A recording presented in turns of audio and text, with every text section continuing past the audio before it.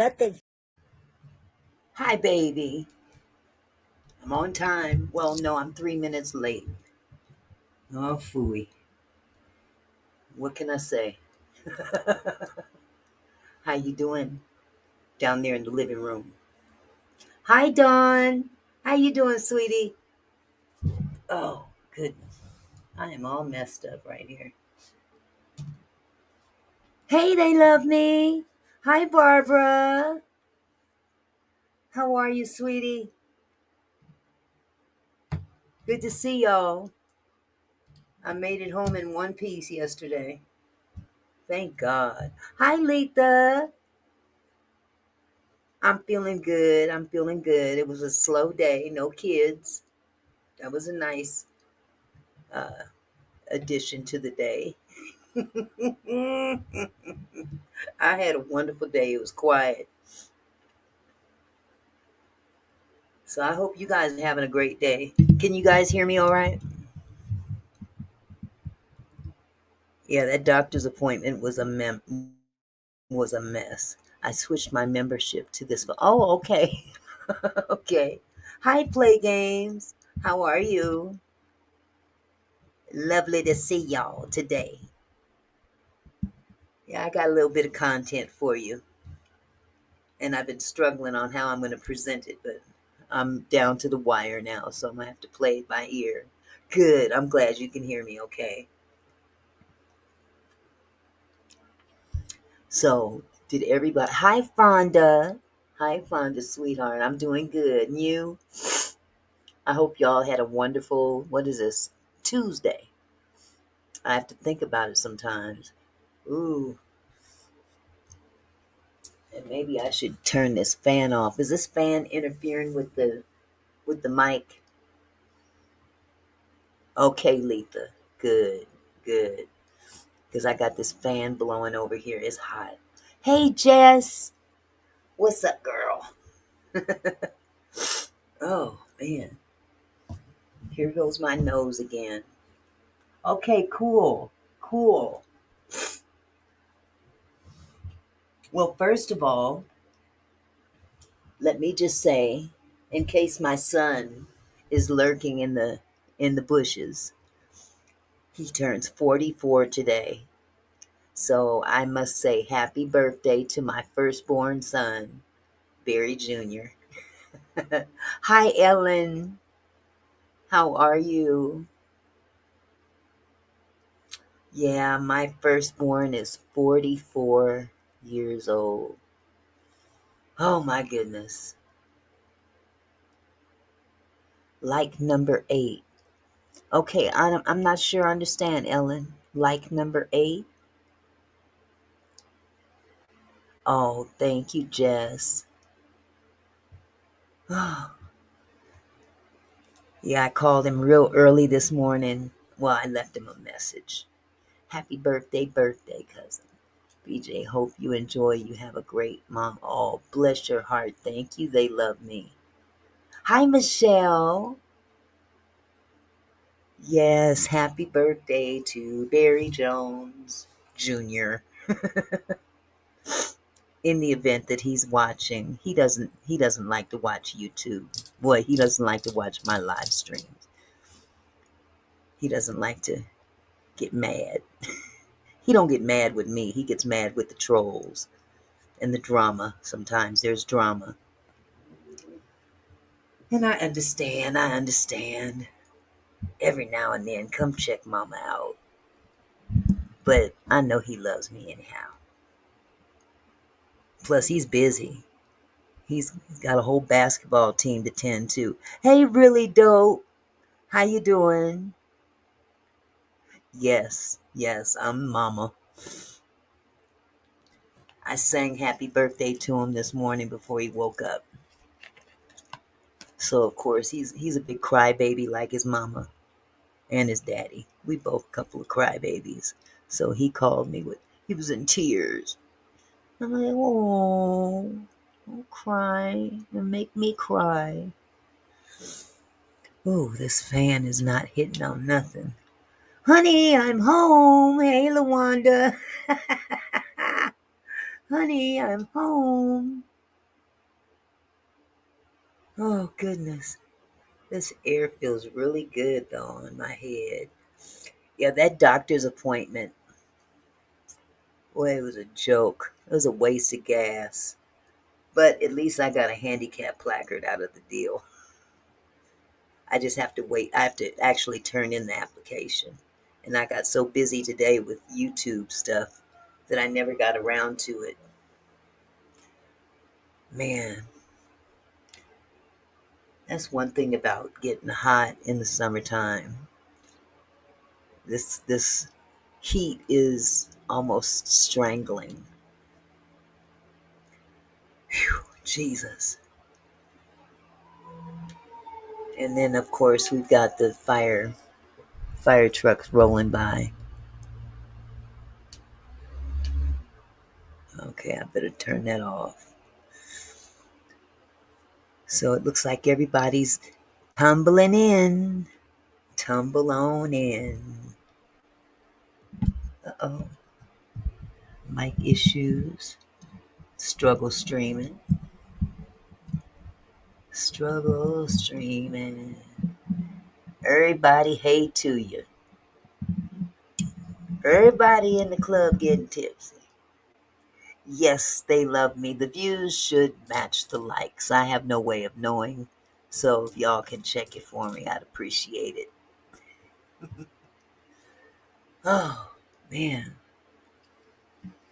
So, let's see. I think you guys probably read the title. I'm going to play. I'm going to play the interview with Katt Williams. I know, LaWanda. It's crazy. It's really crazy. I'm working on a video right now. I started to put it on my live, but because I was pressed for time, I figured I'd probably do better if I just made a video and react to it. And it's heart wrenching. I don't know if you guys ever follow That Surprise Witness. She's actually a lawyer. Hi, Rose. How are you, sweetheart? She's really, really good. And she made a video today, or I came across it today. I don't know if she made it today or yesterday or whatever. But oh my God, I was in tears watching it. She's walking away from her law degree because the firm that she was working for asked her not to do YouTube stuff. No notification again? Oh my goodness, Faith. I don't understand YouTube. I do not understand it. What is the big deal about notifications? They must be shadow banning me. I wouldn't be surprised. Everything else goes on YouTube. But, they're going to do what they want to do. But yeah, I'm working on that video. And I'm adding my little commentary. Oh, good. You got your notification, Letha. That's good. LaWanda, that's what I'm thinking as well. And they're certainly playing games on YouTube. Most definitely. Auntie, I'm not behind in the chat. Shout out to Barry Jr. I'll let him know if he's not already lurking in the bushes. He does that every now and again. Ooh, but I gotta sit back in this chair, scoot forward so you guys can hear me. Boy, that back problem is no joke. Matter of fact, I should go take some Tylenol. I'm wondering, honey, are you in the chat? Barry, are you in the chat? If you're in the chat, can you please bring me the Tylenol? Hi, Millionaires Cove. Hi, Camille. I got some of it, Camille. I had to walk away because it took them a while to get everything set up.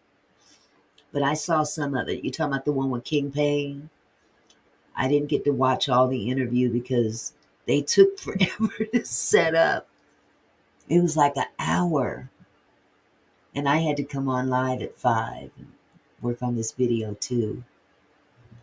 But I was there. I was there for a little bit. With number one, I looked it up. It says number one. Oh, really? I didn't know they did stuff like that on YouTube.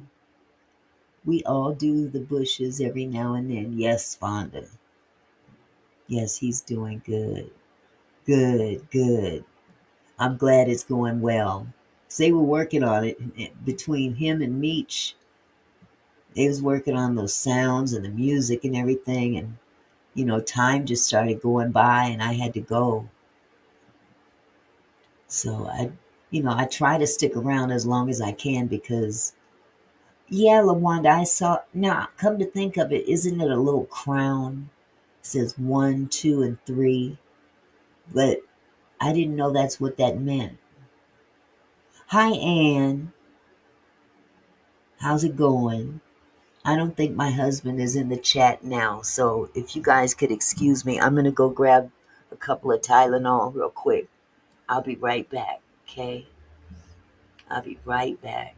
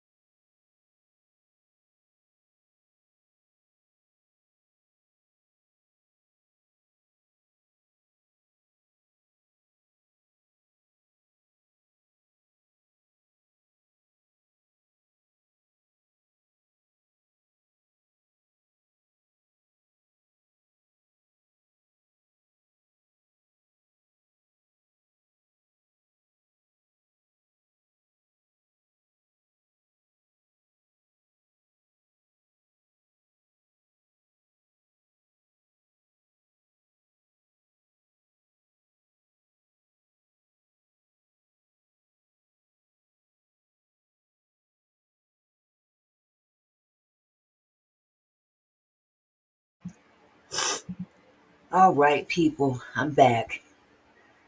Got that Tylenol in my system, so I should be okay in a minute. Man. So, yeah, getting back to what I was saying about her name is Brittany. Name is Brittany Corvell. And she has a YouTube channel called That Surprise Witness. And she's very good at what she does. Very, very good at what she's. And, she's this cute little white girl. Got my notification. Okay, cool, Faith. Finally, huh? She's a cool little white girl raised in Louisiana. And she gave a very heart-wrenching announcement stating that she's giving up her law license. And that's a big deal. That's a very big deal. I'll let her go into her reasons behind it. But it's so indicative of the society that we live in right now. I mean, when you fight for what's right, it seems like you just can't get anywhere.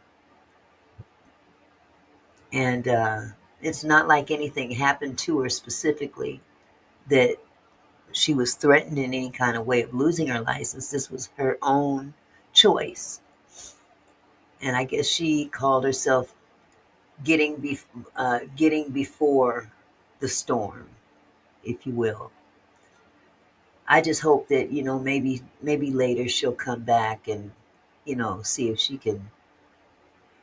They want you to compromise your integrity to have a law license. Exactly, Faith. Oh, okay, Barbara. They stopped giving you a notification for Stones Live? Wow. Finally got one today for him. Yeah, I don't even worry with notifications anymore. I just try to pay attention to YouTube and see what's going on when I have time. Because I didn't get a notification for him either. So I don't know what's going on with YouTube. YouTube is doing some strange things, but they're not the only ones being strange. There's a lot of strange stuff going on YouTube. But all we can do is just be what we can, do the best we can, and hope and pray that all is well. Hi, Marzella. Hello, my love. You're absolutely right, Faith. Compromising your integrity is definitely not worth it. Definitely not worth it. Millionaire's Cove is talking about lobster tail, garlic mashed potatoes, and asparagus. Oh my God.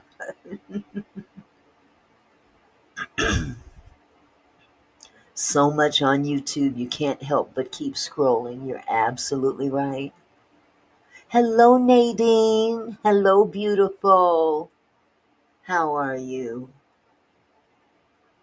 Yeah, y'all come on in. Come on in the room. One of them old church songs. Oh, I got to get me a neck pillow too. Boy, getting old is no joke. Man, every muscle, every ache, every pain just it just comes on top of you like it ain't nobody's business. Mm. Let me see if I can push this up. Yeah, that's a little better.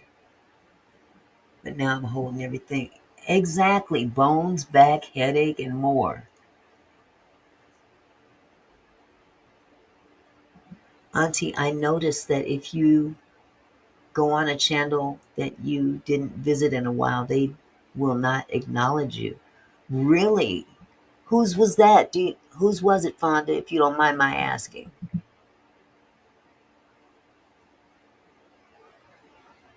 Everything does seem to hurt. And I'm telling you the truth.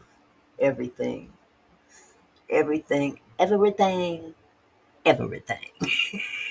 Everything hurts. Whew, Jesus. Can't, okay. I understand. Well, I hope that changes. Maybe the chat was going too fast or something. I don't know. I I can't speak for other folks, but I try to keep up and speak to everybody as they come in, because everybody deserves to be acknowledged. Get on to the turmeric and ginger. You know what, Michelle? Somebody said that to me yesterday too, and I think I'm gonna break down and get some, because this is not the business. I've been taking some other um, supplements, and my doctor, she was like, "Well, that works, but yeah, I'm not taking no more Miralax. Okay, we gonna get off of that kick right now." Dawn know that song. Come on in the room. Come on in the room. Jesus is my doctor. writes out all of my scriptions, gives me all of my medicine in my room. Hey, Xavion, I see you. Zenith Aura is my grandson, Xavion. You thought I wouldn't remember your new name. Hi, Zay Zay. Did you call your uncle and wish him a happy birthday? I hope you did. I hope. Y'all see Zenith Aura? That's 11-year-old Xavion. That's my powerhouse grandchild. Put a pinch of black pepper in the turmeric. I will try that, Faith. Oh, thank you, Millionaires Cove, for the $10 super chat. Thank you so much. You're simply amazing. Such a sweet spirit. Thank you. Thank you so much. You texted him, Zay? Okay. I'm sure he saw it. Jess, do you see Zay? Zay, do you see Jess? He says hi. You could say more than hi. Say, hi, Jess. Hi, everybody. He's so shy when it comes down to talking to a lot of people. For pain, try ChatGPT said alpha lipoic acid, ALA. Huh. I'm gonna check that out too. The black pepper absorbs the turmeric. Yes, Jay. Jay. I'm trying to call you Zay, and I'm calling Jess and Zay at the same time. Xavion, Jess wants us to go somewhere this weekend. So you got to ask your mom if you can come over this weekend. You want to hang out with Jess this weekend?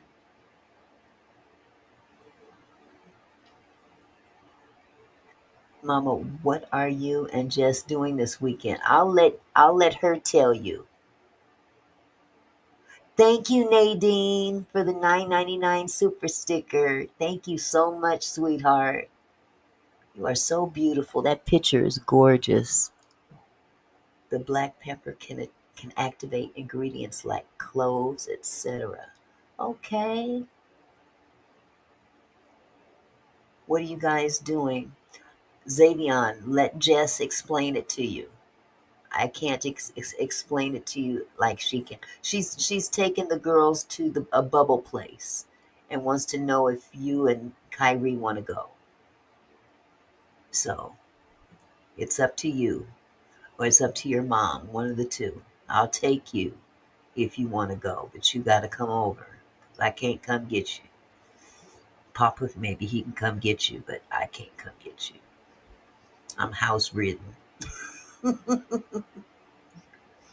So do you want to go to the bubble place, Zay?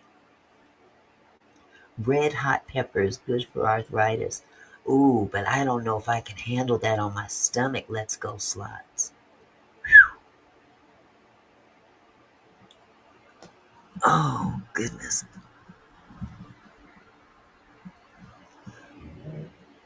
But whatever we do, Zay, it's going to be fun. So ask your mom. Okay. Make sure you do that. And make sure you let us know in advance. So we'll be ready to come get you if we have to. Or she can bring you if she has to. One of the two. Dawn says, hi, Zay. Hello, Zay. Barbara says, I've been watching his replays, but when I got your notification, I switched to you. But I will be listening from the bushes because I'm making my jambalaya. Ooh, wee. That sounds so good. That sounds so good. You talking about Stones replays? Yeah, because it was going a little bit long. I couldn't stay for the whole thing. Oh, God. I need one of them neck things that have heat. Cause no matter what, the back support ain't doing nothing for me. Okay, Zay. Jess says, Zay, look up Bubble Planet. See if that's something you would like. So look up Bubble Planet. Okay? Auntie, she said the name. Okay, Auntie, she said the name. Who said the name? He is still interviewing right now. What? Stone? Stone's still interviewing right now?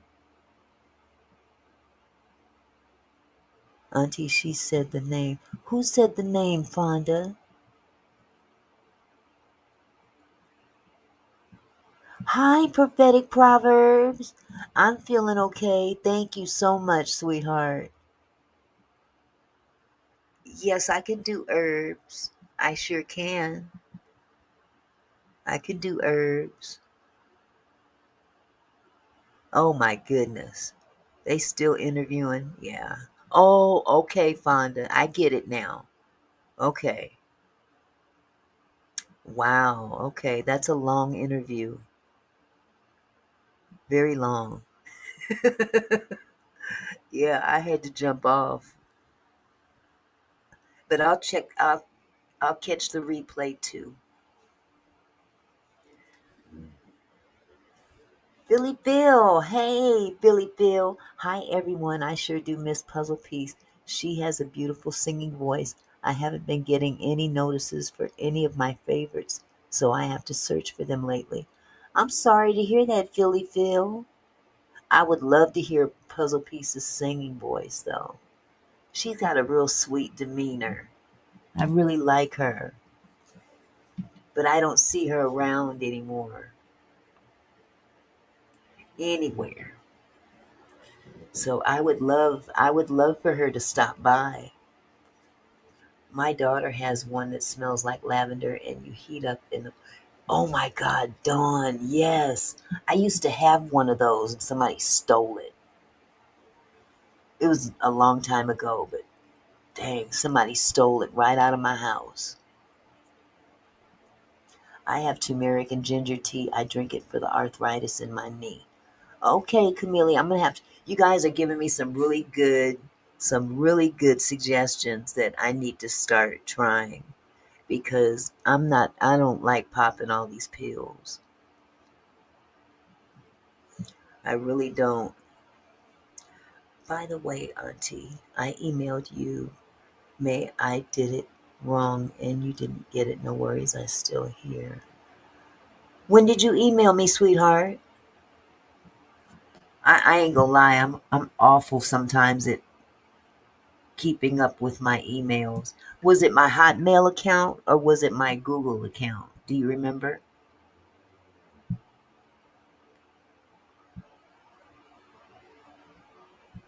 Let me see. Where is my emails at?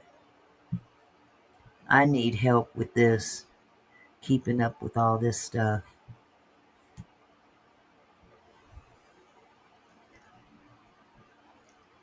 They posted today on TikTok. She did. Oh, I miss they.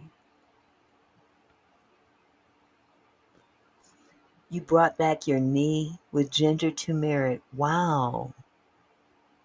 Oh, I definitely got to try that because I definitely need two knee replacements, and I'm not trying to do that because they won't do them both at the same time, and I'm not trying to go under the knife twice.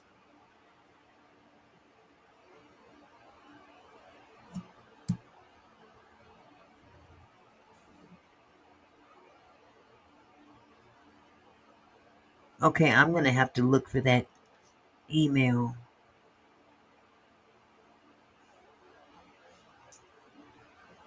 Yeah, Fonda, I'm gonna have to look for that email. When did you send it, sweetheart?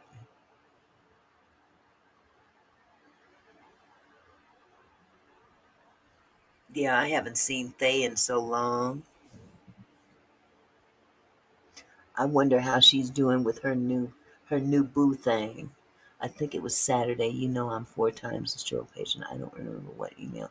Anyway, no worries. But I'm gonna keep looking for that, Fonda. And I will definitely get back to you once I find it, sweetheart.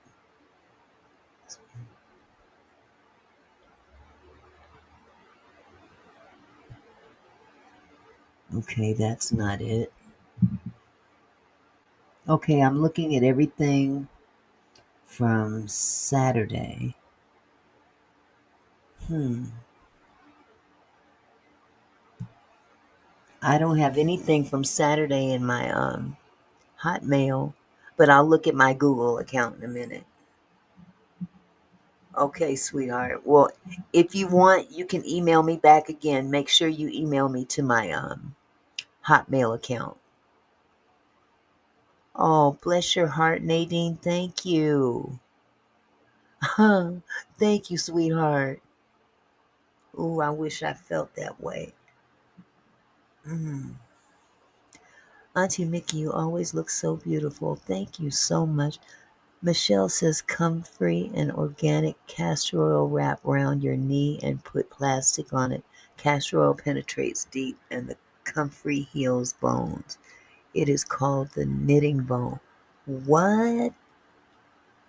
The knitting bone. My goodness. Been in transportation, drove trucks and buses. Now I am retired and running. Wow. Oh, I'm doing okay, sweetheart. It's just that I'm having some aches and pains and all that stuff. I went to the doctor yesterday and I was able to get a handicap placard, or at least an application and a certification for it. But it's only temporary. I got to renew it every year. So I appreciate it. Thank you for the healing prayers. Thank you. Hi, Retretta. My shoulder's aching tonight. I will stay on as long as I can. I enjoyed all the lives yesterday. Oh, thank you, sweetie. Oh, yes, everybody. Prophetic Proverbs is in the house. Yes, she is. For all of you that were here last Friday, she really blessed us with her spoken word. That I mean, it was a blessing to me. I can't speak for everybody else, but I know I enjoyed it. So I hope you guys got a chance to go over to her channel and look at her content and subscribe. God has a word for her to give to us, to all of us, not just us on YouTube, but everybody that's out here. She is wonderful and anointed. Yes, she is, Nadine. She sure is. Okay, Faith, that's good to know. That is good to know. Yes, yes, yes. I always enjoy her. She's such a blessing to me. Such a blessing. Let me go up here and get, okay, here we go. All right. Well, we got 63 people in the chat. Auntie, I found a box of tea, a Ross. It is made by Herbal Cup and it has turmeric root, ginger root, moringa leaves, cinnamon bark, and black peppercorns. It works really well, but I add lemon and honey. Oh, honey, I'm with you on that one. Lemon and honey has got to have some extra stuff in it. Yes, she is. She is wonderful. Okay, Barbara. Okay, I get it. Yes. Well, I'm definitely going to check out all these suggestions y'all gave me because, like I said, me and these pills and all the stuff that these doctors want to do, I personally believe that the healthcare system is designed to keep us sick. That's what they do. Point blank, period. It is all a reason to keep us sick, so we have to continue to purchase medicine. And I'm not down with that. Our pharmaceutical companies are out of control in this country. There's a lot of things that are out of control in this country, but our healthcare system is awful. I ain't gonna lie. They may be good at what they do, But it's all about the Benjamins, baby. Which ain't right. It ain't right at all. And now they want to cut back on all this other stuff. People that need care and can't get it because you know who wants to cut stuff. Oh, I'm going to need this. Why am I doing that? Anywho, well, let's see. What I need to do is I'm going to set this up a little bit for you guys. I'm going to go ahead and I'm going to play uh, the interview with Yes Letha, the insurance is too. Play games to biggest dope pushers. You got that right. It is, and medicine is witchcraft. Hey, 8 with the 24. 8 with the 24. we all got aches, and but we still here with love in our hearts. That's right. Can't take that away. Not at all. Not at all. So I'm gonna get this set up. Okay. You know I be struggle streaming, but I'm doing a little bit better. Hi, 8 with the 24. Oh my goodness. So, what I'm gonna do is I'm gonna go ahead and I'm gonna share this picture. I'm gonna put this up on the screen while I play this interview, if you don't mind. Here we go.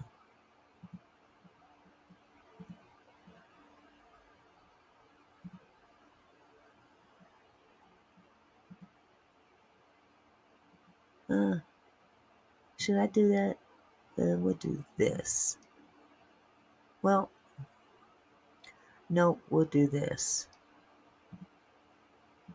Okay. That's just as good as any. What can I say? I could make it bigger.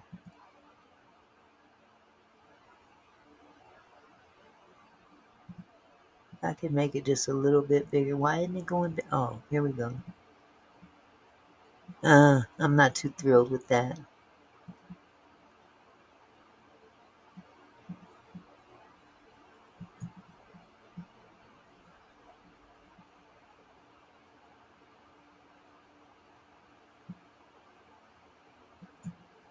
Okay, part of Carmello is missing.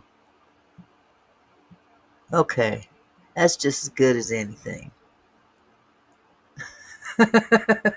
It was good, wasn't it, Faith? Now you know one thing I must say about Katt. I love me some Katt. Wait, Retretta says, Auntie, I always say it's poison. I tell you, doctors ain't taking it. They are nuts. They get cut from all prescriptions. You got that right. You are absolutely right about that. They getting richer and richer, and they know it. You know, I wish there was something I could do about this picture, but that's just gonna have to be. But yes, I listened to this interview, and I always kind of tease, when it comes down to Katt Williams. Katt is a new age prophet, because when he went on Club Shay Shay, now we know that was the interview of the century. That was the greatest. That was the hugest interview in YouTube history, and he dropped so much knowledge in that video, and things started coming to pass. He said 2024, all lies will be revealed. 8 with the 24 says they turn people's health into a business. These banks that own everything. It's all an agenda. You right about that. The rich get richer and the poor get poorer. So, with that said, I've made my little introduction of Katt. I'm going to go ahead and I'm going to play this interview. Now, I'm going to be stopping it periodically to say something, because that's what YouTube wants us to do before they flag my channel. Yes, Shay Shay should have listened. You are absolutely right, Rose. He should have listened. Retretta said it. All lies will be exposed. And he ain't pulling no punches in this one either. So, without further ado, I'm going to go ahead and play this interview. Y'all let me know if you hear it okay.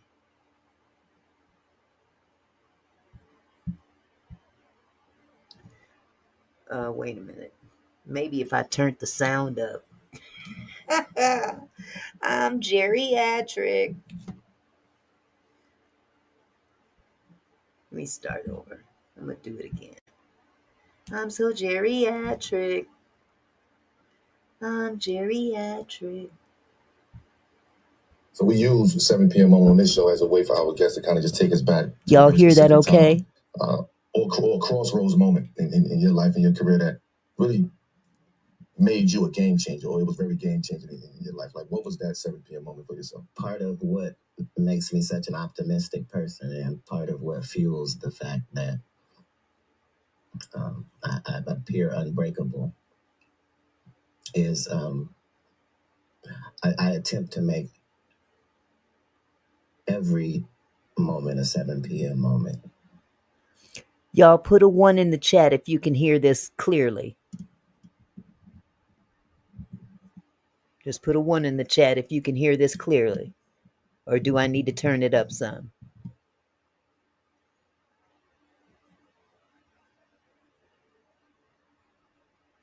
Retretta, you got that right. Okay, wonderful. Y'all can hear it? Okay. Here we go. And to imagine that it might not ever go past whatever this thing is. So it doesn't matter if it's movie or TV or stand-up or an interview or it doesn't matter. It doesn't matter. Each of these might be the last time I get a chance to do this particular thing. And I'm trying to capture. Is that better, Dawn? Dawn, put a 1 in the chat if that's loud enough for you.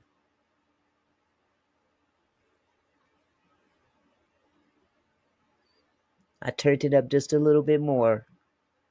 I don't want it to be too overbearing. I have it laying on my desk. Okay, cool. Here we go. That moment, a mental picture and a mental movie of this,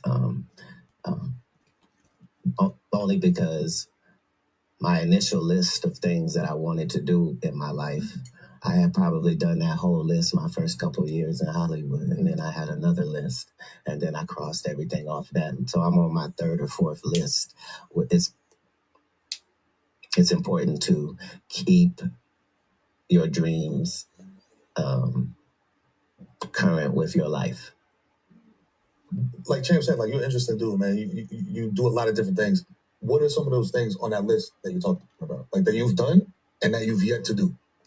So even with purchasing the military base for the movie studio and the 60 million that we have going to work out there at Fort McClellan in Anniston, Alabama, this is a guy doing a movie studio who's in the movie business. You see, y'all hear that, right?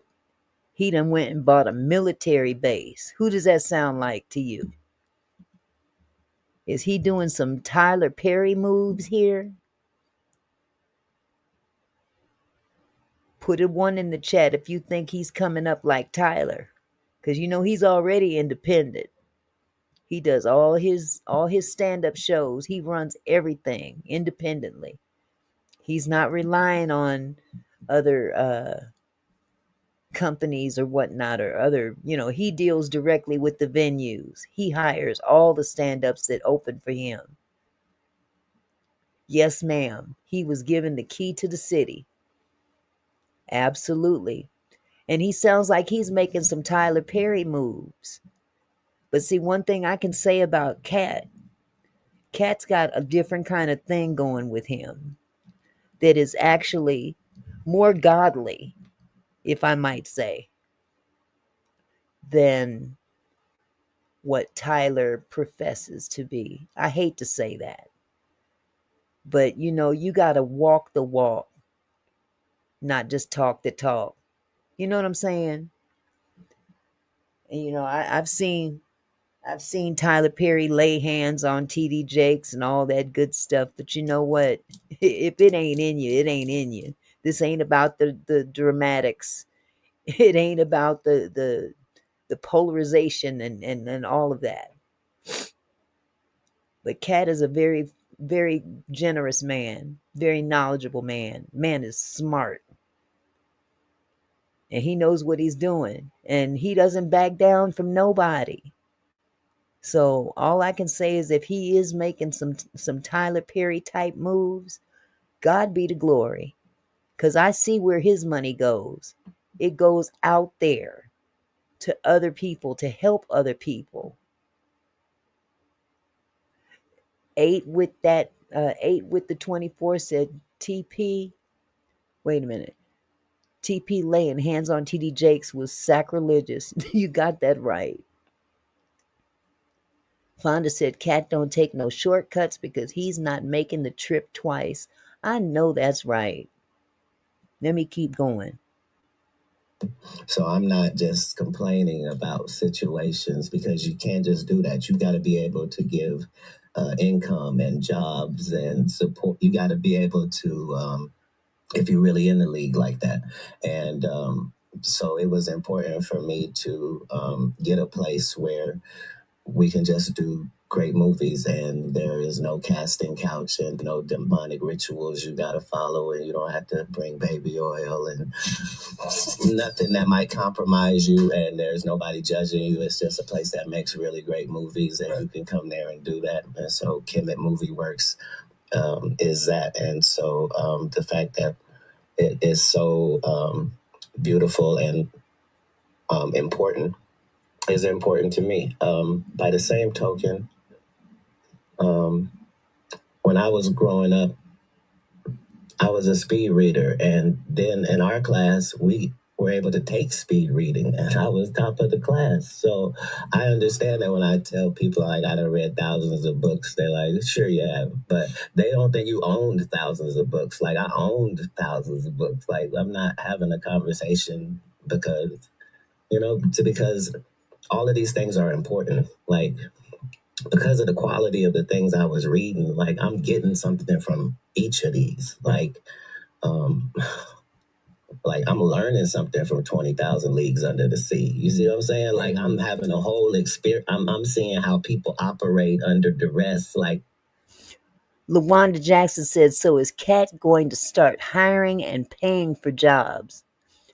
Actually, he's doing that already, just when he goes on tour alone. So imagine when he starts making movies. And I think he does touch on that in this interview as well. But he is smart as all get up, huh, Don? Retreader said, something I wonder what's in his closet. TP and the pastor have the same thing in common. Hoping you get my drift. I certainly do, sweetheart. Don says, Katt don't just talk about it, he be about it. You right, sweetie. That's why I love the man. I ain't gonna lie. I love me some Katt Williams. He don't beat around the bush. I'm reading Winston Churchill's biography. I don't know who he is, but I'm finna explore his life. You know what I'm saying? And so that's why I try to have all 7 p.m. moments as much as possible, because we know that life ain't promised. We know how lucky we are that we woke up every morning, thanks to God. But a lot of times we get so busy, we don't act like that, right? Mm-hmm. But the way he done blessed me my entire life and kept me, you follow what I'm saying? I've been arrested 35 times, you know what I mean? I'm out here talking to you, you know what I mean? I got 19 assault batteries, you know what I'm saying? This is a Daniel in the Lion's Den type story he's been able to take me through. Mm-hmm. And I've just had to be faithful, and make sure that I'm as impeccable as I can be. And when you make mistakes, be accountable, Fonda, you said it right. Katt is like us kinfolks. He's everyday people. One thing I do, he touched on, he said he's been arrested 35 times. I remember back when he was going through all that, he came to Seattle, and me and my husband went to go see him. And we sat in the Paramount Theater for about, I'd say about an hour and a half. And everybody that was opening for him had already opened, told their jokes, and it was over. And we're waiting for Katt to come out. And this was during that time that everywhere he went, literally, everywhere he went, he was being arrested. And you know, that was all by design. That was definitely all by design. Because they wanted to shut him up. They wanted to make it look like he was crazy, that he was on illegal substances. I think I can say that on YouTube. But they tried to make him out to be a crazy person, an addicted person. And it was crazy because as time went on and everything subsided, it didn't knock him down. It made him stronger. And that's what a true God-fearing person does. They dust themselves off and keep it pushing. Now, yes, Katt, that man has a dirty mouth sometime. You know, I ain't gonna lie. They says they was trying to give him a case, so he was a sellout. But unfortunately, it didn't work. It didn't work. They tried to get him to join the Illuminati and all that stuff. He said, no, thank you. No, thank you. I don't rock that way. And the God I serve don't want me to rock that way. He don't mind telling you what side he's on. That's what I admire about him. Keep it pushing. That's right, Fonda. Keep it pushing. Right. I don't know if that makes sense. Speaking about that's perfect. I'm sitting here like going to church. Yeah, that's a fact. God is Stay important. mellow. Yeah, Stay mellow. And speaking of Kemet, you said that it's a place where people could go and just kind of create, right?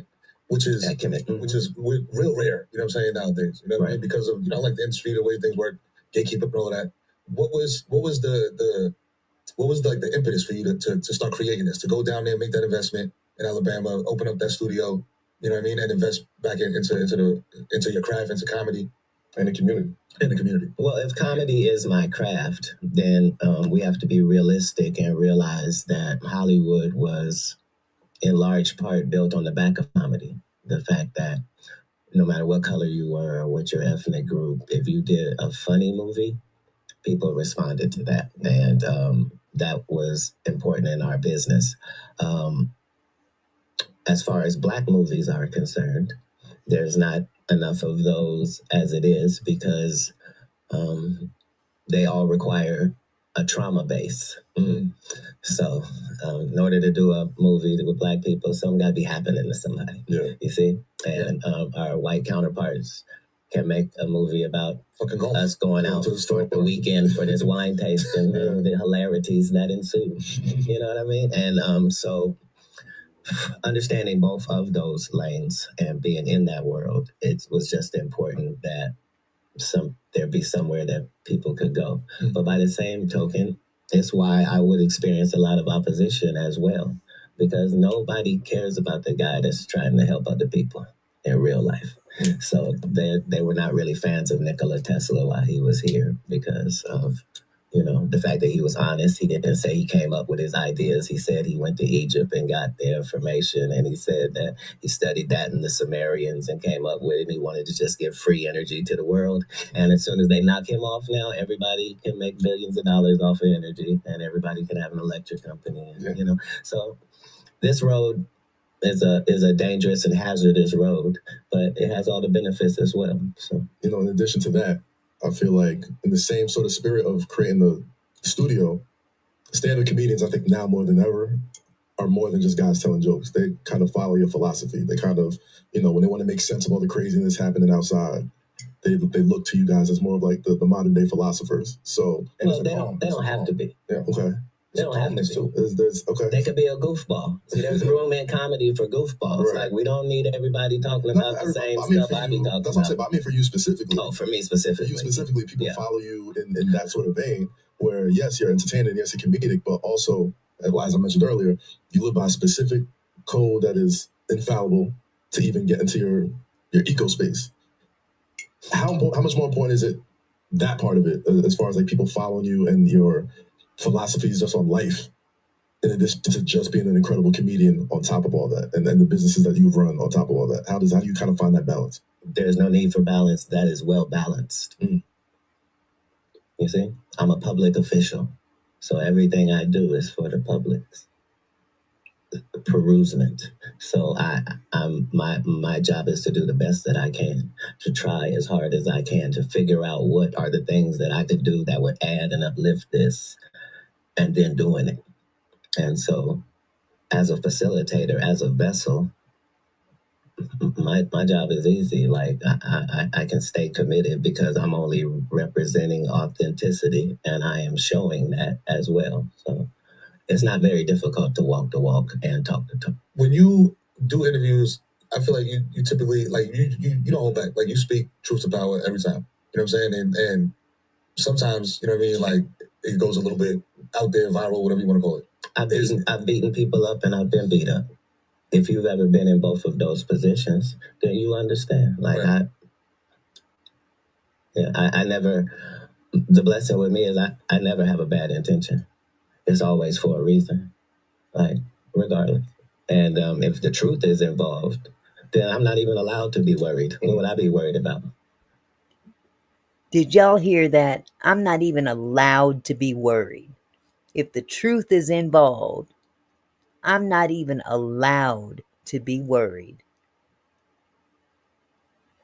I don't think he's trying to jack him, but I think it was a necessary question for him to ask, just to make it plain to those that may not know already. Katt ain't about no BS. You know what I'm saying? He makes it very well known where he stands. He stands for truth. And you either like it or you don't. Pick a side. That's what it's all about. That's what God tells us to do. I give you free will. You pick a side. And he said what he said. That's right. Pick a side. Because when that day comes, when you close your eyes and they don't open up again, what side are you going to be on? You either going to be on God's side or the other side. I know what side I want to be on. I don't know about y'all. But, ain't nobody perfect in this world. Not by a long shot. And he's proof of that. He's got his flaws. But in comparison to the industry that he works in that demonic industry that he works in, he's still able to maneuver and navigate through such demonic behavior and still have the ability to stand tall. As short as he is, he can still stand 10 feet tall on all 10 toes and declare the truth. And if you don't like it, too bad, so sad. Here we go. It's those that traffic in falsehoods that got to worry about me, because I'll say something. You see? Right. So you don't be scared of your own dog. Okay.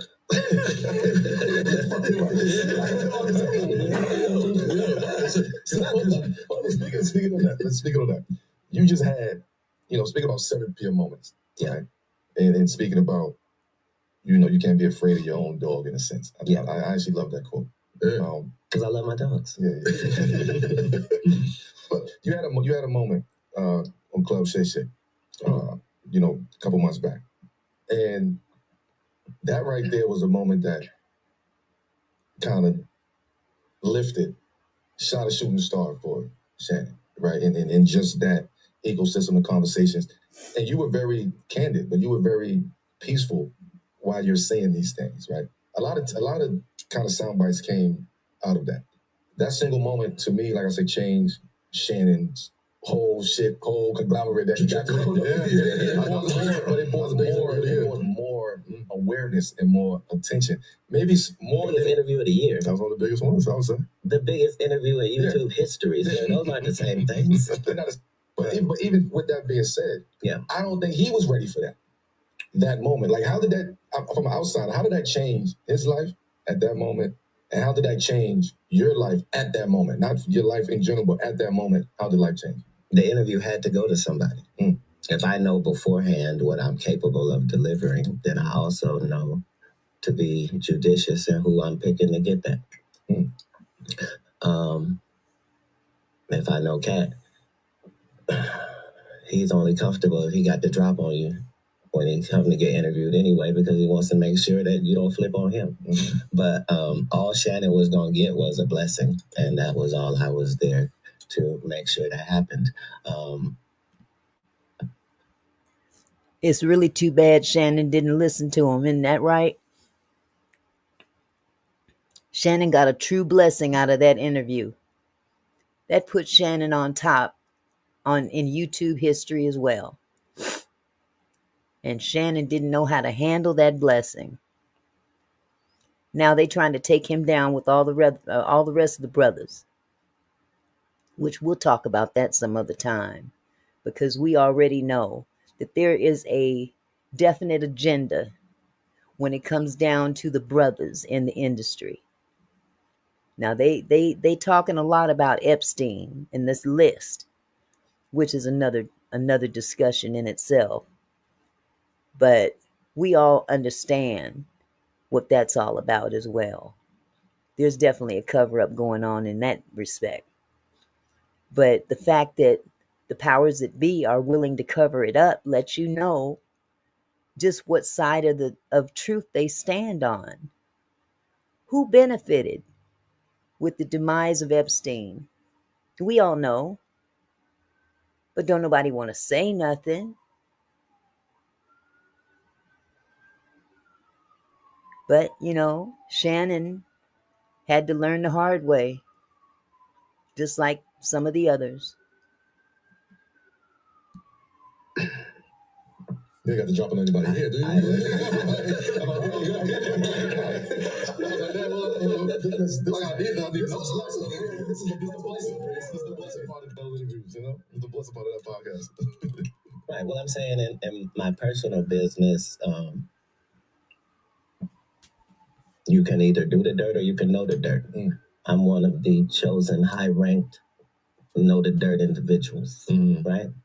And so dirt responds as they should when the vacuum walks in. Nah, come on. Are you a rapper? You rap on the side? I still rap currently. I'm saying currently. But my point was that I came to deliver an interview having seen some of my competitors and peers get on that same court and do a performance that involved my name. And so once 6 or 7 of you have made this same violation, it's my job as the king to show up and chastise thee. This is my job. I'm supposed to come in and restore order because that's my position. The fact that it's ignored by the clowns because they're all in the same frat, comedically, like, that's all well and good. I don't care nothing about none of that. But the job still needs to be done. And if God lets me know it's a good time for that, that's how I'm going to write it up and deliver it. So I didn't know anything Shannon was going to say. I didn't know what questions he was going to ask. Like there was no conversation. Like, right. Yeah. What was the impetus behind that? Like, what made you say, like you said, like, you basically answered the question already, but what made you say, all right, man, enough is enough. I've heard y'all say this and that and mention my name, or, you know what I mean? And it's all false. I got to come up there and set the record straight. Did you go up there with that intention, or was that something that just happened naturally through the conversation? If there is a God side and the other side, if there are moral things and things that are immoral, if there is this side or that side, it can't be left up to thought process. I'm an enforcer on this side. I'm not only on God's side, I'm active, right? And so comedically, that means that, you know how sticks and stones may break my bones, but words will never hurt me. We traffic in words. I can get up with these words and end your legacy. We've seen it. I don't care how long. Right, because it. Now that's the truth right there. He definitely comes on the side of right. And he uses his words. That's how he's able to eliminate some of the nonsense that tries to surround him. It's built on sand, it just is. Yeah. And I'm not going to feel any type of way by exposing your hand. That's how this game works. I don't mean to break your ankles, but if I cross you over, I just did, didn't I? Take it how you want to take it. Don't get mad at my little celebration.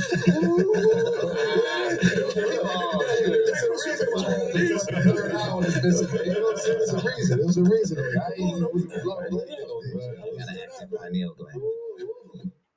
That's powerful. Let me tell you something, man. Like, the fallout from that interview, it almost felt like prophecy for a lot of people. Like, it was my first time hearing those things, and I didn't do no Googles or wasn't really in social media or keeping up with any of that stuff. I look at it and be like, it felt like prophecy. Like, as the year went on, things that you said in that interview, headline after headline. You mean like, did he go into jail or Jay stepping down? It was all that. And then, like, every time you see, like, hashtag Katt was right, Katt's right. They have the clip. I'm only trying to tell the truth. Where did they know you get a day, though? Katt was right.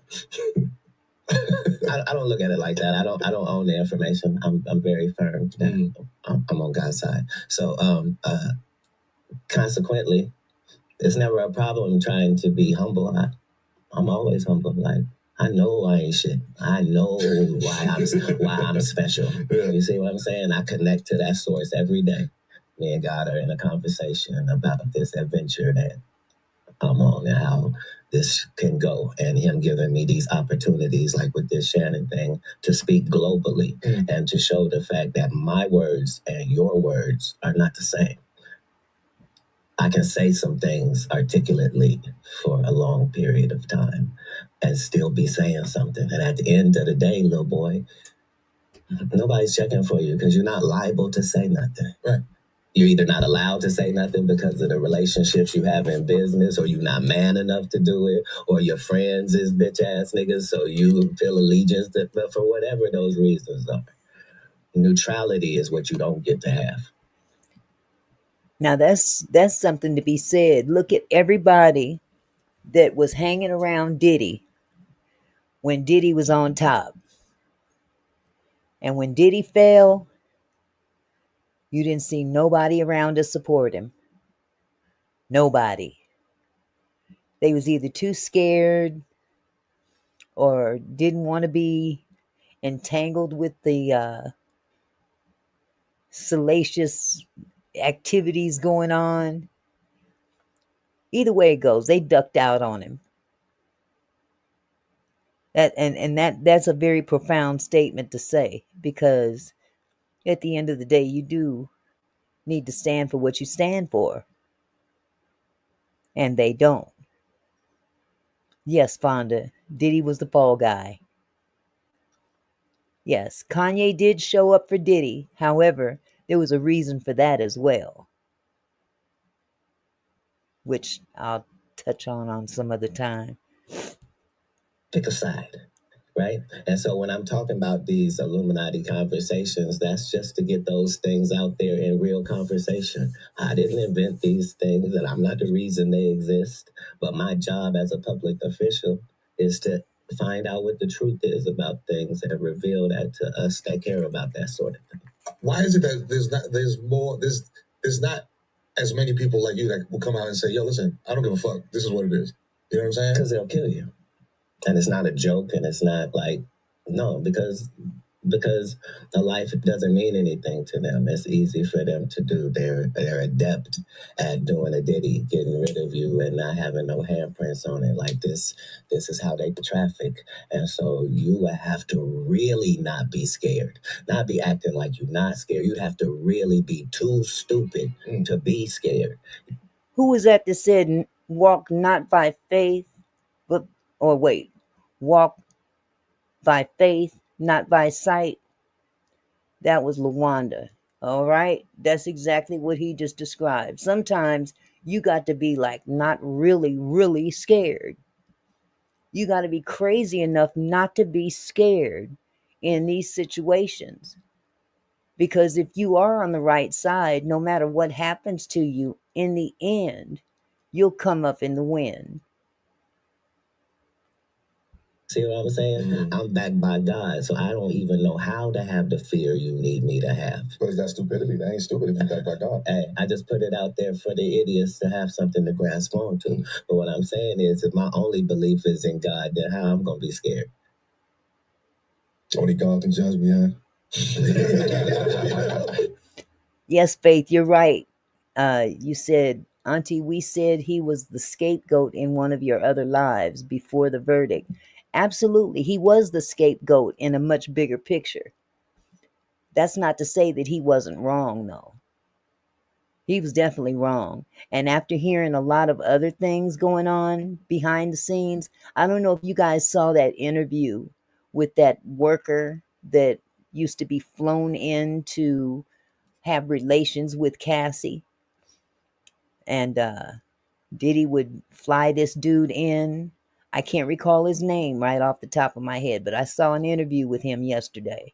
And he told his side of the story, and it made complete sense. Now, it was never my belief that Cassie was an unwilling participant. She was a willing participant at some point in time, at most point in times. Okay. As a matter of fact, she was the one, allegedly, according to this individual, that wanted this activity.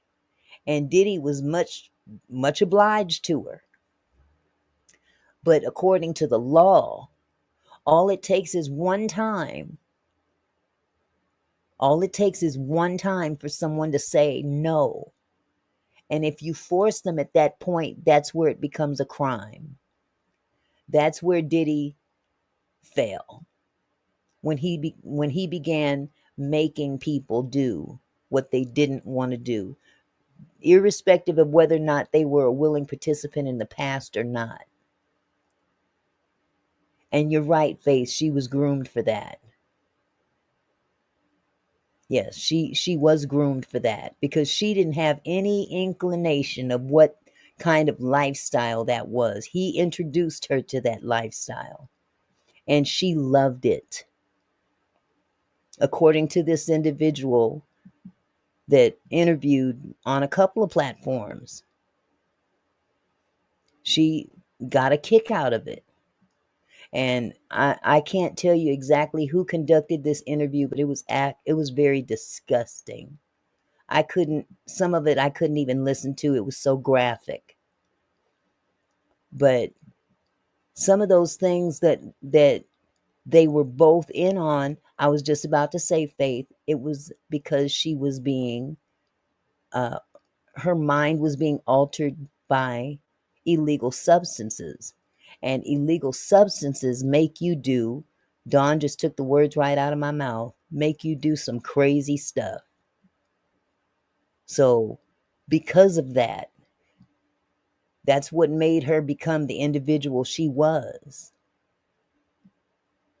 But again, once you decide you don't want to, and you're made to do so after the fact, that's when it becomes a crime. But this man made a very distinct statement yesterday in that when it comes to the women were given an out, so to speak. Oh, well, I did it because I was afraid, or I did it because I wanted to please him. I did it for this, that, and the third. But in the case of trafficking, meaning you're transporting people over state lines for one purpose, and that is sex. And that is what they were doing with these young men. Aren't they not considered victims as well? Why is it that the men that were in the industry, so to speak, in the escort, as it is what they call them, the escorts, why were they not also considered victims? That's why he's suing Cassie now. He's suing Cassie and Diddy because he too should have been considered to be a victim. I'll continue. We call Mel the peace god around here. Yeah, with respect, we call him that. With respect, with respect. And on this couch a few months ago, Lisa D came on the show, and he had some things to say about you not making public or private amends, and said something along the lines of, and I'm paraphrasing here because it's been a minute, but he said something along the lines of like the apology's got to be just as loud as the disrespect. You know what I mean? Or whichever way it was. I don't know. I agree with that philosophy wholehearted, but let's be very clear. I just said I didn't remember the guy. So I said I don't know the guy, right? And then other comedians showed me pictures where I'm around the guy. He's in the same room as me. Mm-hmm. Okay, he's talking about that comedian Ali Sadiq. I don't know if you guys know who he is, but there was some drama between he and this other comedian, and that's what they're talking about now, just in case you don't know what they were talking about. It was a big controversy, and it was a beef that wasn't necessarily a beef. Okay, so he's explaining what went down with that situation. Maybe I'm too old. I feel like if I don't have your number and you don't have my number, we never exchanged numbers, then nigga, I don't know you. I feel like if we've never communicated or like, okay, so, but if I said that I didn't know you and clearly I've been around you, that was the only apology I could have made to the guy. Mm-hmm. And so I didn't have any amends that I was trying to make. So when it was suggested that he meet up with me, he was confused at why I was not going to be having no apologetic energy. Like, no, nigga, I'm not apologizing. On site is on site. Like, I'm the person being crossed in this situation, not vice versa. I'm not sure what he said, but whatever he said, it didn't involve me doing something to him or doing something against him or stepping outside of code. I'm not sure what he said the issue actually was, but I'm saying at the end of the day, you can't afford to be a comedian and be black and be short and be righteous and have me as a op, my nigga. It's counterproductive to your very existence. Not just because I'm him, but because you're not. And so how I'm saying,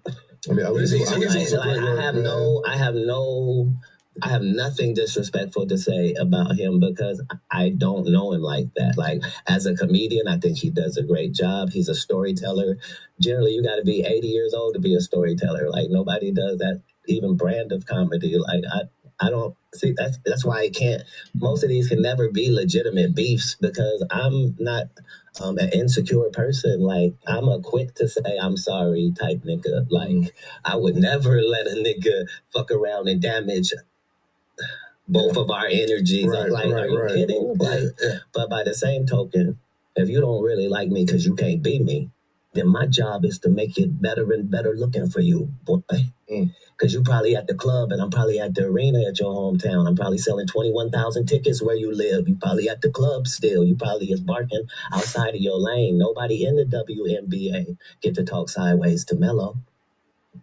So why I'm gonna let these little rails and niggas in a whole different, these CBA niggas, why I'm gonna let them talk about what I got guys going on over here in the real league? It's weird. Like, to me, like, beef. I don't think it's a beef. Yes, there is not. You know what I mean? Like, there is not. It's all peace, guys. Beef. You know what I'm saying? We gotta stop you. That's why I said that to somebody on social media the other day. Stop using these type of words, man. It's different. Beef is something. But it's legitimate though, because look. What I'm saying is, just everybody that I talked about on Shannon, if I said, like, what I was saying about Cedric is, no, you know how many times me and Cedric been in the same room? Like, no, I had to give him a pass. So you did. think how you would feel if you gave somebody a pass for something and then 10 years after the pass, they act like the offense didn't even happen. Like, are you kidding? Of course I would have punched you in your bread basket. Are you kidding me? Like, there's no way. Like, so yeah, it do be legitimate, because if I say I don't like you, I mean that in the literal and the physical. But to me, I have to ask True D. But the Ali shit, right? Only because he sat here. You know what I mean? This ain't no gossip shit. This is real shit. It's like he sat here. And as I'm observing what he's saying, it's like, and then hearing your side of it, it's a disconnect. And the way that we receiving this information, you have one standpoint of, I didn't know who that was in the room. Yeah, he was in the room, but I didn't, right? Okay. And so then on his perspective, it's, but let me help you. Let me reveal. So most of his story is fictitious, right? So he has worked a deal with the venue where the people that put on the shows, he got in the contract that he gonna open all the shows, that the comedy shows that come to this particular venue, right? So generally, most artists aren't even the people that see their contracts. They don't know about none of that, right? But because I run all my stuff, I see all of the contracts, right? But when I bring my tour, I have 5 or 6 people opening for me, and they already come with us. Ali was not one of those people. He was not traveling with us. He was not on the tour. There are no posters and billboards that Ali was on tour with Katt. That does not exist. It was just for this venue because this is the venue he had pull at, right? So he thinks, as a guy opening the show, that he can come out to Every Day I'm Hustling by Rick Ross and come do his set to start the show when me, the headliner, is coming out to the same thing. I'm not even at the venue. It's my people telling this nigga, you cannot come out to that nigga. It's a Katt show. And he's telling the comedians, y'all ain't even gonna be able to follow me. I'm going to do 30 minutes and I'm gonna kill. And like, by the time I get to the conversation, like, either Ali can perform or I can. You see how that's a no-brainer? Right. But because somebody did book him, maybe this is a money situation. So somebody get this man a check so that he didn't lose any money for coming out. I wouldn't want it to be that type of situation. Now, you know what? That's a lot of nerve when you think about it. That's like giving a party. And because you give a party, let's say you go to Vegas, you're going to celebrate your loved one's birthday, okay? And you're throwing a party at one of the hotels, and because some particular comedian has made some arrangement with the venue, or in this case, a hotel, that anybody that comes here, I'm going to open for them, okay? How does that work? That's a deal between you and the venue, not you and the person coming, especially someone who is independent and has booked their own situation with this same venue. I just thought that was really cocky of this man to come in there. First of all, you don't know him like that, and you're going to come in and basically say, I'm going to appear on stage before he does. This is not your show, boo-boo. This is Katt Williams' show. Exactly, Faith. He tried to finesse, and Katt wasn't going for it. How you gonna come to my thing just because this is your city?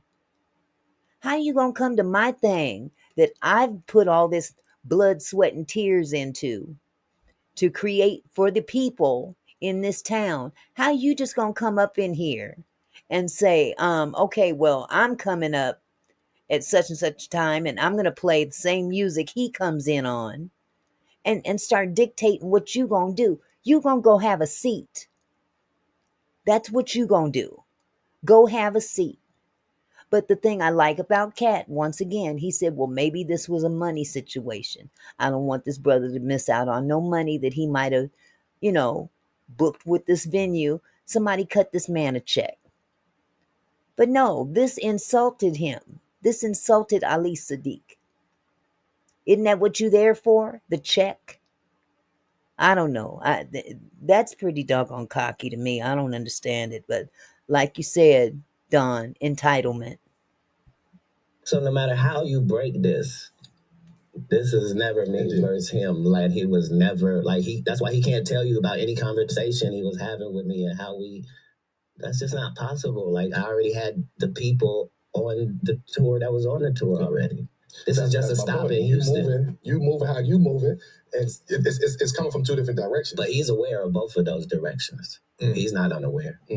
Is it salvageable? He told you himself there's nothing to salvage. Copy. I'm saying it would be different if we had a relationship and it went away. We never had a relationship.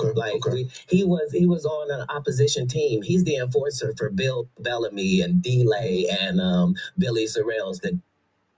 So because that's his squad. Because that's his squad. I'm over here. You dig? Right. And everybody understands that. So you drew the line. Hey, I didn't draw anything, but I will acknowledge the line at all times. Indeed. Like, there's no cards to play on me. There's no way for you to be in open competition with me and wanting to do harm to me when you know how important I am to this thing. And the fact that you're supposed to be that as well is unforgivable. Like, it's almost sacrilege. Which, I mean, I get it. I told you. But you talking about balance. At the end of the day, he a trustee. As a nigga that go to jail, we don't give a fuck what the trustees say. They always talking. So how do you balance that, though? You said balance. I just showed you. Equal balance, right? Left fist, right fist. Same way he balances. But you just said another thing, though. You said knowing how important you are to this, right? Why would you, as an independent artist who didn't give in to Hollywood, who's got the same... But if you deck a nigga in the street... You know what I'm saying? Like that could jeopardize. That was none of he and I's interaction at any point. Like it's impossible for it to be a beef. I never had a grudge with this guy. Outside of it being beef, you said he would come in and say I got 30 minutes, nobody can file me, all that type of stuff. But he was just saying that to the comedians that I had as openers. That's what I'm saying. I'm like, at least at that same level, you got to at least respect that energy as a stand-up comedian. When you want the competitiveness of wanting to be the guy. Nah. He'll tell you when we go to play an away game. Stay the fuck over there. This is the away version over here. That's the home locker room over there. You stay over there. We over here. Right? Like, knock it off. We come through two different directions. This is an away game. How you finagled your way to get adjacent to my team, but you don't respect me as a leader and captain of the team, and you also disrespecting the rookies. Right. Like, knock it off. Where do you play? You probably play at the Chicken Shack. They got 150 seats in there. Go live that life. That's your real life. This is an arena. This Toyota Center we talking about. Knock it off. It's a little different. I ain't gonna have the conversation. Hey, man. I'm a fan of both of y'all, brothers. We tried. Not only did you try. If you guys can tell me that when you had the conversation with him that he said something differently than I said, so what do you say? You say he went for peace? You say he went for peace and then I messed it up by coming on and not accepting it? I heard his piece. The way I interpreted it. He also told you that there could be no making amends for it because of the lines that have already been crossed. For me, it's only the fact that they've been crossed when I have no beef with him. Yeah. But it seems like those lines are imaginary. Nothing in my world is imaginary. No, to him. Or self-generated. Exactly, that's what I mean. Right, but I'm saying only one of us is trying to get mentioned in the same sentence as the other. Me being talked about with Ali Sadiq does nothing for my credibility or anything. Right. Him being mentioned with me, though, somehow puts him in the conversation of greatness without needing 60 movies. He can have 0. Without having 50 network appearances, he can have 0. With 13 specials, he can have 6. And still be in this same conversation. It's for us to not allow that. And we do that by ignoring every episode of everything that he's on. That's why the numbers be so low. So you were saying enforcer. You got to born the knowledge, man. You got to born the knowledge. We tried, America. I tried to complete the cipher. There was no times that Carmello suited up to play the opposition team and was okay with the fact that tonight the other team wins. I agree with that. This is 101. This is ISO. I'm the greatest 101 ISO in the lanes I play in that ever existed. And I don't need nobody to validate. You can't broker peace. There must be a winner. There must be a loser. Don't be mad at me because I'm throwing my W up. Man, sorry to those it may offend. I think Steve Harvey found that out the hard way, huh? When Steve Harvey tried to call him out like he was a little punk. 15, 16 years ago. And Katt got up on that stage in Detroit, annihilated Steve Harvey. He ain't done stand up since. But that's what too much delusions of grandeur will get you. You know, if you ain't on the right side, what can you say? You're probably a part of the L Nation. You can only talk that way if you have to back it up. And the receipts is out there, man. The receipts is out there. That's why I was like, damn, it's like... We're receipt generators. We probably get the Shannon Sharp interview already having planted enough of the information out there for people to be able to find. I don't know. I'm saying if they call somebody a genius, they must be making some moves, you know. But you are very generous, though. Like, you are very generous with your time and actually your fucking money, which is very hard to do in this industry, right? Or these industries. Like, how are you so generous in this type of cutthroat industry? How do you maintain that same sort of like alpha level of being the number one, but also have that generosity? You know, you speak about all the comedians you bring on tour. Right. A lot of very famous comedians will tell stories about how you've looked out for them and like have never looked for, you know, acknowledgement or praise, have done stuff in the quiet to take care of folks. Like, there's that balance. How do you sort of maintain that? Why is that important to you? Truthfully, I'm not that generous. I'm not a generous natured person, but I do enjoy following a contract, right? And so personally, I have a contract with God, and the part of the contract that God has to follow requires certain things in my life. And the requirement for me is to make sure that it is worldwide and globally known that if you, as one of God's people, interacts with me, that God's blessings can flow from me to you. And so it's not philanthropy. It's a necessity.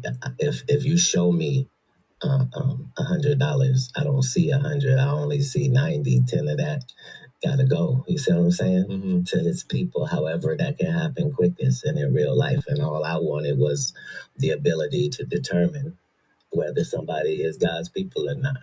My job is to be as positive in interaction with any of God's people that I may come in contact with in whatever situation I'm in. You know, he's talking about tithing, right? For those who didn't pick up on that, he's talking about tithing, giving your 10%. And it struck me because a lot of people believe, you know, the Bible does say to bring 10% of your treasure to the storehouse. But what happens when the storehouse ain't right? Do you stop giving? Do you just hold on to it and let it pile up until you find the right storehouse? But he gives his tithing through benevolence to other people, which I personally believe is also of God. Because if the church ain't right, you still got to uphold God's word. He asked for your tithes, your treasure, and your talent. And this man, he gives money to people. I mean, nobody asks for it. He just blesses people left and right. That's his way of tithing. And here's what resonated with me the most. And I know that this is probably off script, but it made me think of my grandmother. And back in the day, my grandmother didn't have a job. And, you know, she collected a little piece of a Social Security check based on my grandfather's income because he was working at the time, and she got a piece of his Social Security because she had never really worked. But because she didn't have all that, she would at times go to the bus stop. She would carry a bag down to the bus stop while she's on her way downtown to go shopping at some thrift store. And she would always carry a bag to that bus stop And I never knew what was in those bags when I was little. And as I got older, and I asked her, I said, Mama, why do you always carry a bag to the bus stop? And she would leave it at the bus stop. Absolutely, Faith. Yes, it is, Auntie, because tithes was supposed to be for the widows, the sick, and the children or less fortunate. Absolutely.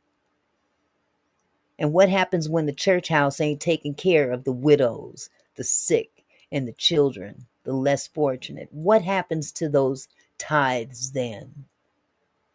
What happens? Jet planes, fancy cars, new homes, vacations. That ain't what tithes is for.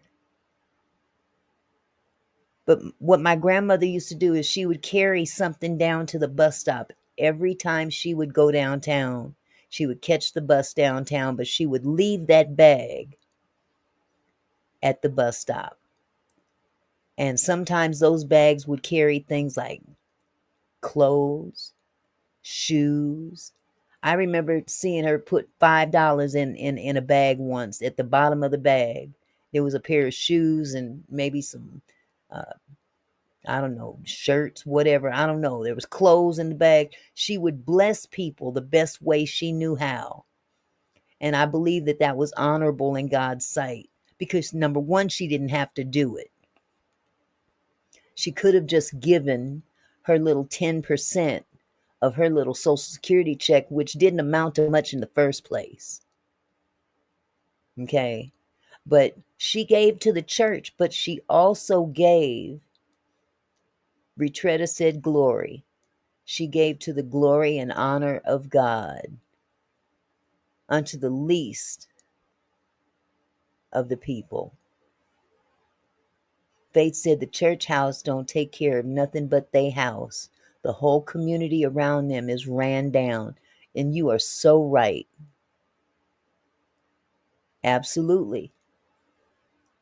These churches, a lot of these, I won't say all these churches, but a lot of these churches are all about making themselves better.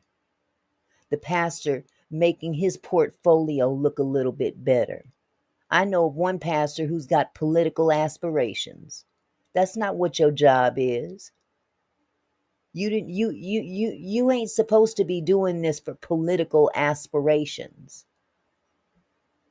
Since when is God into politics? Retretta said all about prosperity. Jess said, makes sense. Now at my mom's funeral, there were Starbucks employees paying their respect to mom. They told me that my mom was supporting a homeless man for 5 years by purchasing a gift card for him. That's the blessing. That's the blessing. Y'all remember the story in the Bible about the woman that lost a penny? And she swept all over that house looking for that penny. God honored that more than anything a rich man could ever give. That's all I'm trying to say about that. Here we go. Part of my contract. What one of those moments is one of the ones that you're the most proud of? You know, I'm not proud of any of them. It's just this is what I'm here to do. If you go to McDonald's and something costs $2.75, are you proud that you gave them $3? Hell no, I want my quarterback. Right. So now, once you got the quarterback, right? Yeah. Well, 18 cent with tax. I don't know what you gonna do. Right. So understand that where I rank spiritually, right? There aren't any more levels for me to attain other than the supreme level of happiness and contentment that I'm at. The only way that I can show the enemy that money does not affect me in any way is this generosity that you're talking about. The money can't move me, right? I move the money. You see, I can put the money here, and because I'm never in a loan situation, there's nothing for me to be proud of. These are God's people. This God's money. He makes sure I got it. Part of the reason he makes sure I got so much of it is because of what I do with it. This one. Desire and Fire. The doctor recommended something. I can't even remember, but I'll tell you about it after this interview.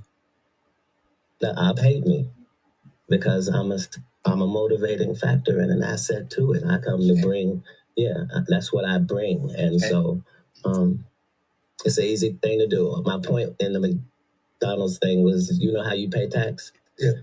And you don't feel proud that you paid the tax. You just pay the tax. Yeah. Right. And you're excited to pay the tax because it comes along with everything else, right? Mm-hmm. So you see what I mean? Like, sometimes I don't like to accept the tax. If I'm only putting the tithe amount into the universe, I want that number to get as big as it can be.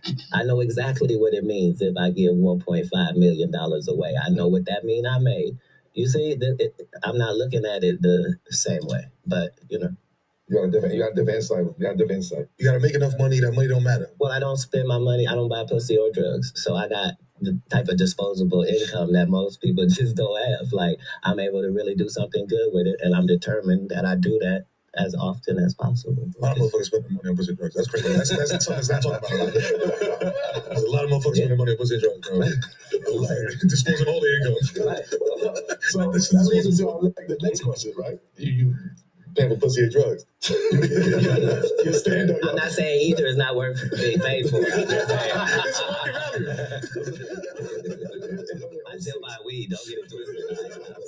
We got you. We got to buy it. We got to hit the state metal child. I got a strain. Yeah.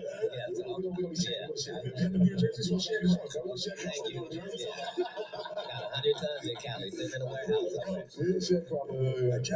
In 06, your stand-up, the Pimp Chronicles, part one, is regarded by many as undeniable classic. Like we all sit here with lines. The culture got the lines line by line. Could you sit there and say honestly that that's the best stand-up over the past 25 years? Could I say that? I know you would say that, but do you agree with that? In the comedy realm that I came into, most comedians had a great set, and they would do that set for years and years and years, no matter where they were, just year after year after year. And it was hard to beat those comedians with those jokes that they always did. And I just wanted to do a brand new hour of material as often as God allowed me to have that point of view. So now that I'm only concerned if it's my best. Mm-hmm. You know what I mean? Like,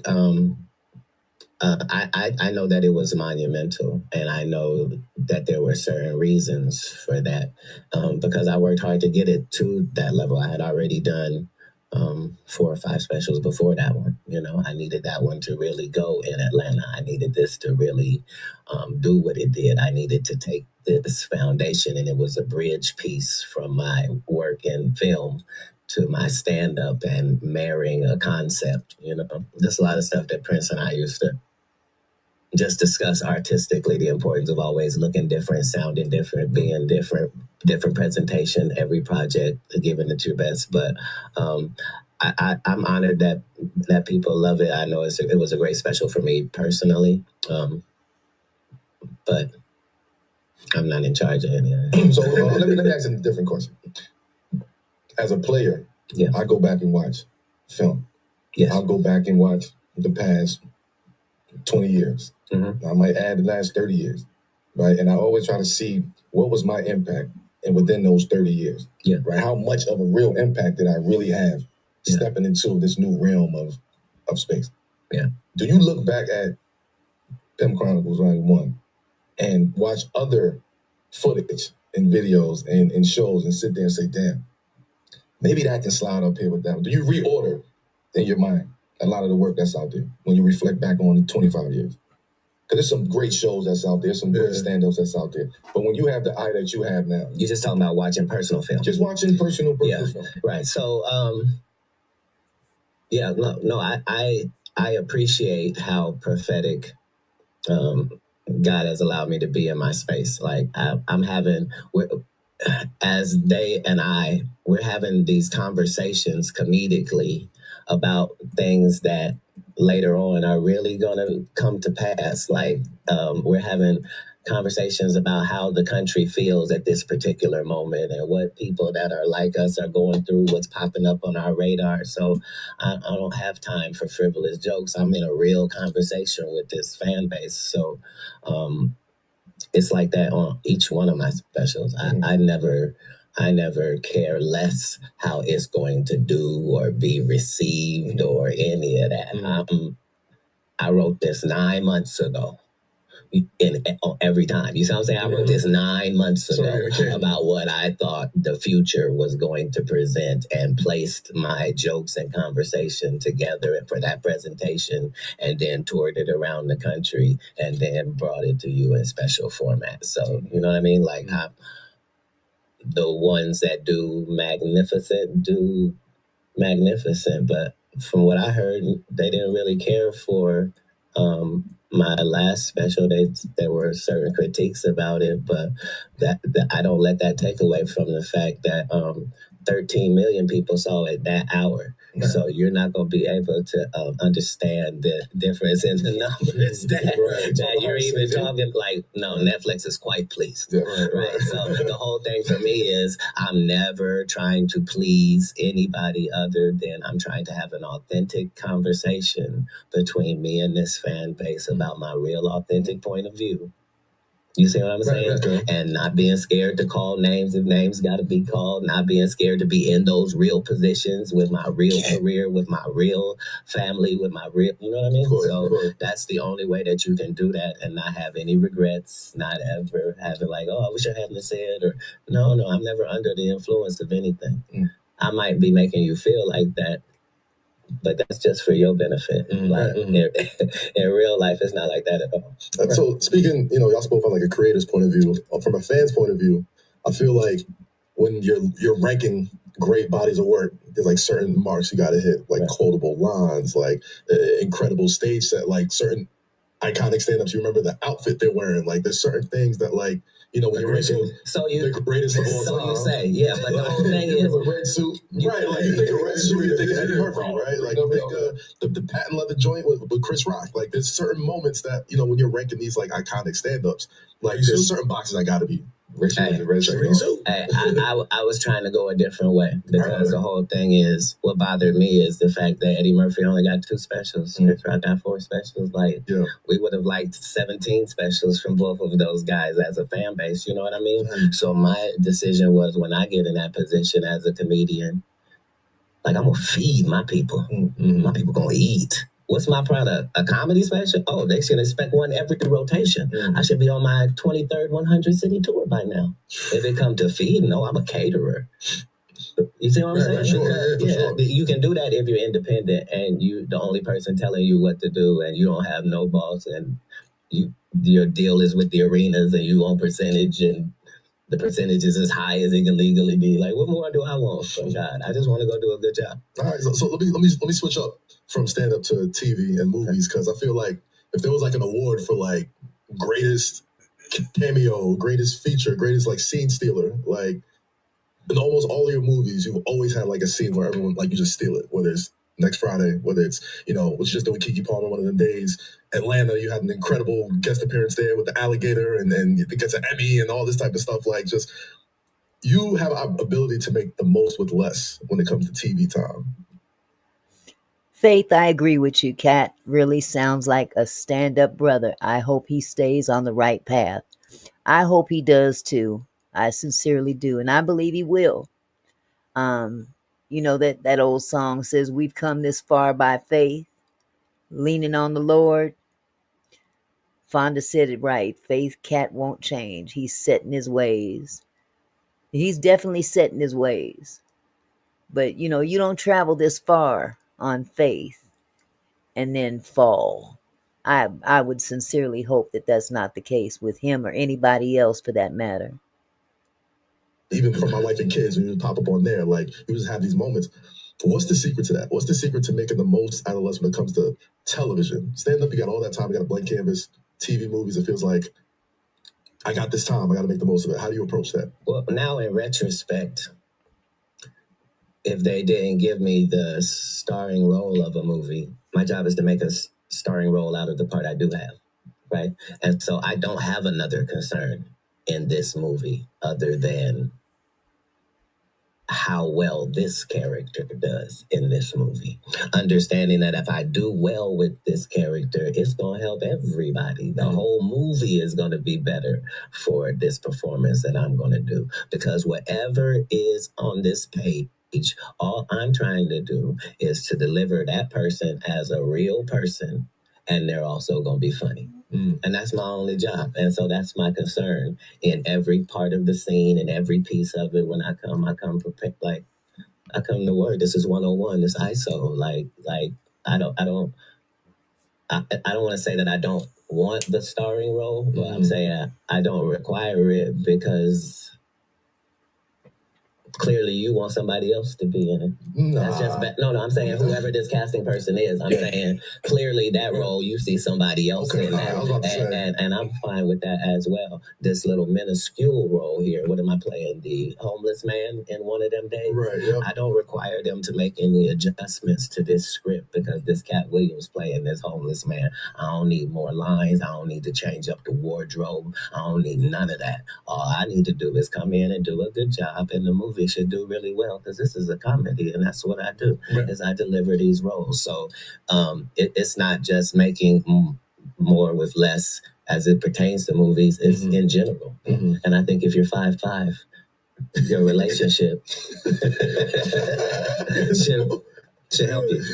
So you mentioned Prince before, and the parallel between music and comedy, where you could kind of sit in a sound or in a set, you know what I'm saying, for a minute, or you could expand beyond what you already done. You said yourself, like, you don't like to recycle stuff, like every special is new stuff.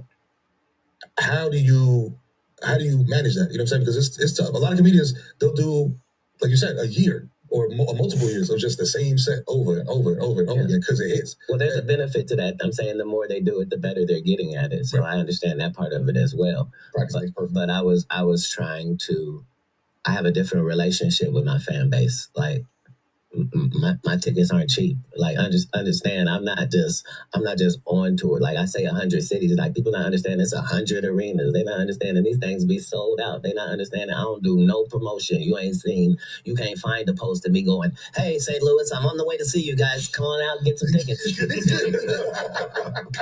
There's no evidence of any of that. Respectfully, only because I don't need to. The track record is really thorough in your family. Your aunts, your sisters, your cousins, they've all been to a show. Everybody had a great time. It do be worth the money. He brings other people out that's not him, and they funny too. All the bad bitches be there. All the real motherfuckers be there. It really is a vibe. It really is. So, we're blessed to have that as our situation. On stage, you expending a lot of energy, Jay. Like there's a lot of, you know what I'm saying? Especially you, because your comedy is real. You into it when you up there. You know what I mean? Tell a full story when you're on the stage. 60 movies, 50 television appearances, 13 comedy specials. Every time you see me, I'm trying as hard as I possibly can to do the job that's at hand, whatever that means. And then you're going to dust a nigga in the parking lot? That's, to me, that's in several allegories. Because that's what's required. Like, I got to get in shape, though. You know, I'm like, I want to go back to, like, the stats that he just threw out there, right? Because that goes over a lot of people's heads. One thing I did notice about Katt, whenever Katt goes on tour, you don't see a whole lot of publicity about it, but he still packs out arenas. Faith says, Auntie, did you hear that part when he said that his comedians that go on tour with him don't have to promote the tour? That was vindication for Monique. Absolutely. Absolutely. I was just about to touch on that. Katt's tours are all basically word of mouth. There's very little promotion involved, if any. When he said auntie and uncles and sisters, brothers, mamas, daddies, whoever, word of mouth travels. And that man is still packing out arenas all over the place. That says a lot for the talent that not only he brings, but he brings in terms of those that he brings along with him. Fonda says, seems like Katt Williams and Terrence Howard are our heroes. Well, I would hope that there are a semblance of them, and I would hope that there's more than them out there. It's just that in this particular industry, the entertainment industry, it is so demonic and so ill-gotten that it's very few and far between when you see anybody with any kind of nobility, any kind of character, real character in this genre, because it's so cutthroat. It's, I mean, the word used most is demonic, because Satan is all up in that industry. No matter where you go, be it music, be it comedy, be it movies, be it television, you name it. It's all demonic. And to be able to navigate through that without getting caught up in that nefarious mess, you got to be very God-giving or God-fearing. That's all I'm saying. Right. That's 60, that 40, that, you know, the amount of stand-ups, like, those numbers, niggas ain't doing those numbers, bro. Like, when we talk about, you said 60, I mean, 60 what? 60 yeah, so 60 movies. 60 movies. Yeah. 50 television appearances. 13, 12. 13 specials, my 23rd 100 city tour. Come on, man. I'm saying that's a body of work. We're doing all of this unfunded, never been sponsored. You never see me in no commercial other than the one for Supreme.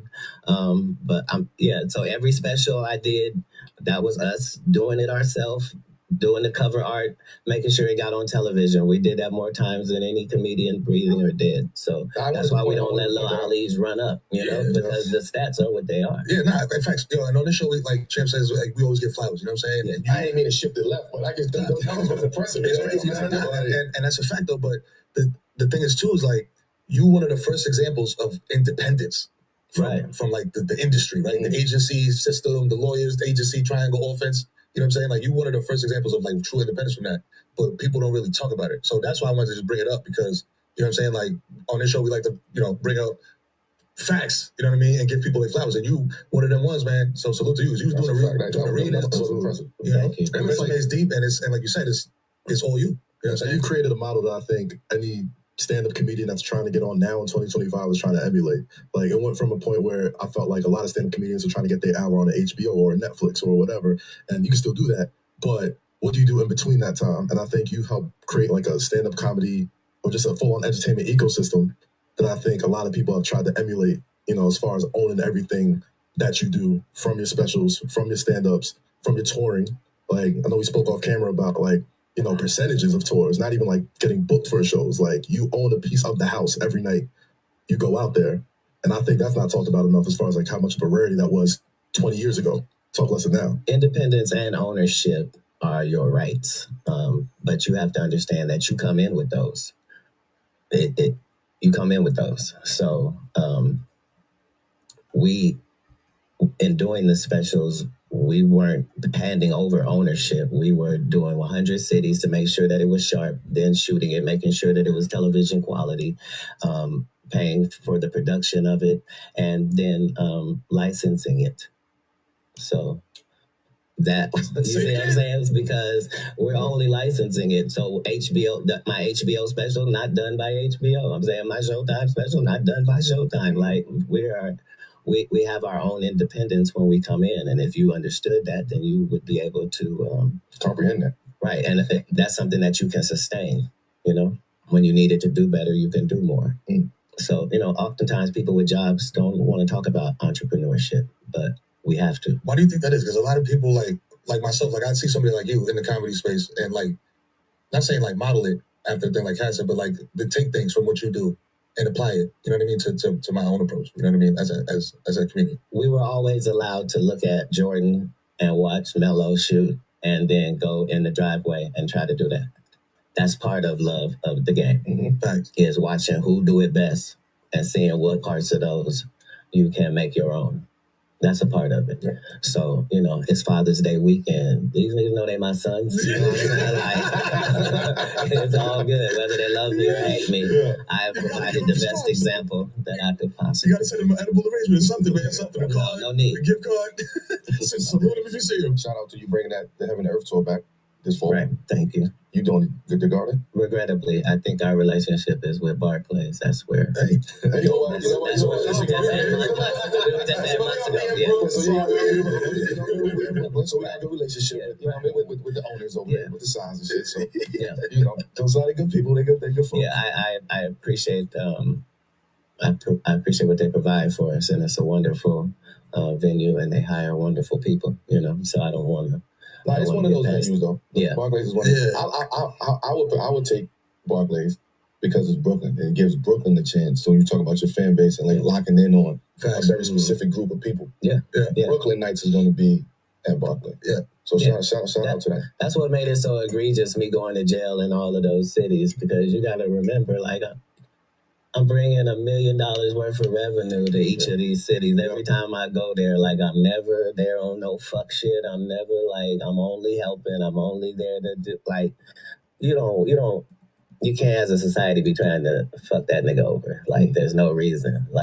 So I'm just grateful now to have the relationship still have went through all of that without, the people that do business with me. Love the fact that we never lose. The thing about the 60 movies and the 50 television appearances and the 13 specials, the thing about all of that is not that it's independent, it's that there are no flops. I've never even been associated with a flop in my life. There was no movie that didn't make what it was supposed to make when I was in it. There was no TV show that didn't do well because I was on it. I've never had an unsuccessful special. I'm not on these YouTube things. You follow what I'm saying? These niggas got 3 million followers. No. My followers follow me to the arena and get dressed up and sit in the seats and pay money. We are not the same. I'm doing 3 million tickets for 23 times. You see what I'm saying? Nah. I seen you at the birthdays, bro. You had that shit packed out. Those lady in the front with the New Year's glasses. Magnificent video. Right. She had more the New Year's glasses from the year before. No, you don't understand. Yeah. Blinging off in the third row. Right, because if you come every time Katt come through, you understand, it's nostalgic too, I'm only doing what's best for the fans. Everybody gonna be funny. Everybody not gonna sound alike. We ain't gonna all be talking about the same shit. Everybody from all across the country. You know what I'm saying?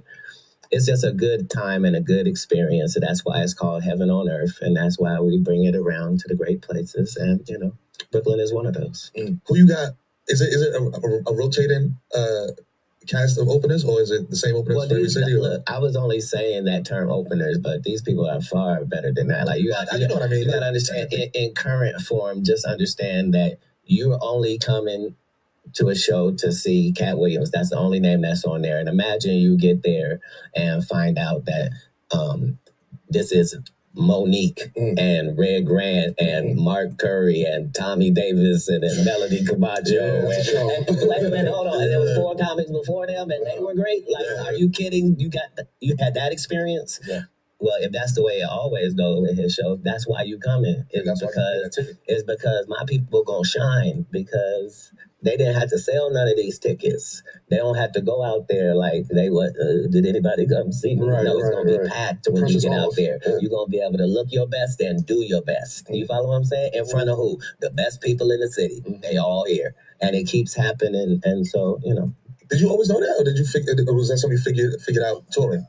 Not blasting the who's going to be in the act with you, and just giving people that experience, that surprise, right? Because when you got good comics, you got a strong lineup.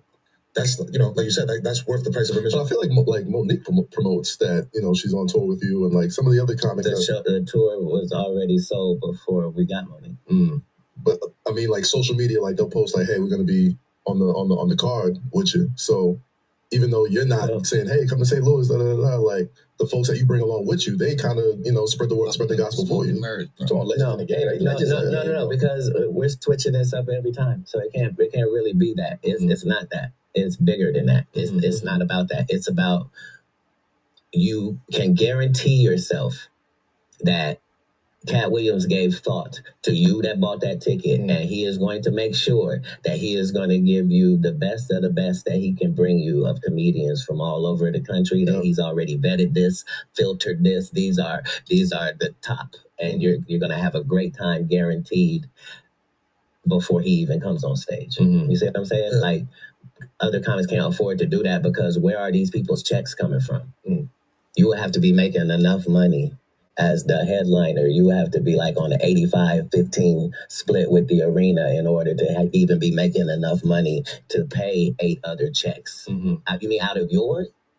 Because how are they getting paid? That's why we don't allow anybody to act like they're selling any tickets. Because you don't need to. Gotcha. Right. The operation is self-sufficient. He's a man of the people, and the people guarantee. You see? And the man of the people is going to do the number 1 segment on the number 1 show. Ladies and gentlemen, it's time, baby. It's time for Katt Williams. You finally made it. To do fuck out of here, ladies and gentlemen. You know what I'm saying? Katt, which one is it? Okay. You know what this is about, Katt? This is something going on in pop culture and world, you know what I'm saying, news, etc. And you tell us if you fucking with it, yes, I fuck with this, this is cool, or if it's a fuck out of here, no, Katt does not fuck with this shit at all, get it out of here. You know what I'm saying? First up, we got, you made bold claims that you're the reason for Steph Curry's greatness. I fuck with this nigga. I fuck with this nigga. You gotta elaborate on that. I can't be making this like. That's crazy. I taught JaVale McGee how to play basketball. That's why he can't play good above the rim. Because I couldn't show him nothing. When I taught him, he was 5'5", just like me. He was like 12. And I taught that he had never played basketball another way. And I showed him how to play. That's why he could play little man ball being that big. And he always run full speed all the way down. Yeah, and he was doing all that with asthma. He be out here. Yo, come on. Yo, so here's the thing. Here's the question.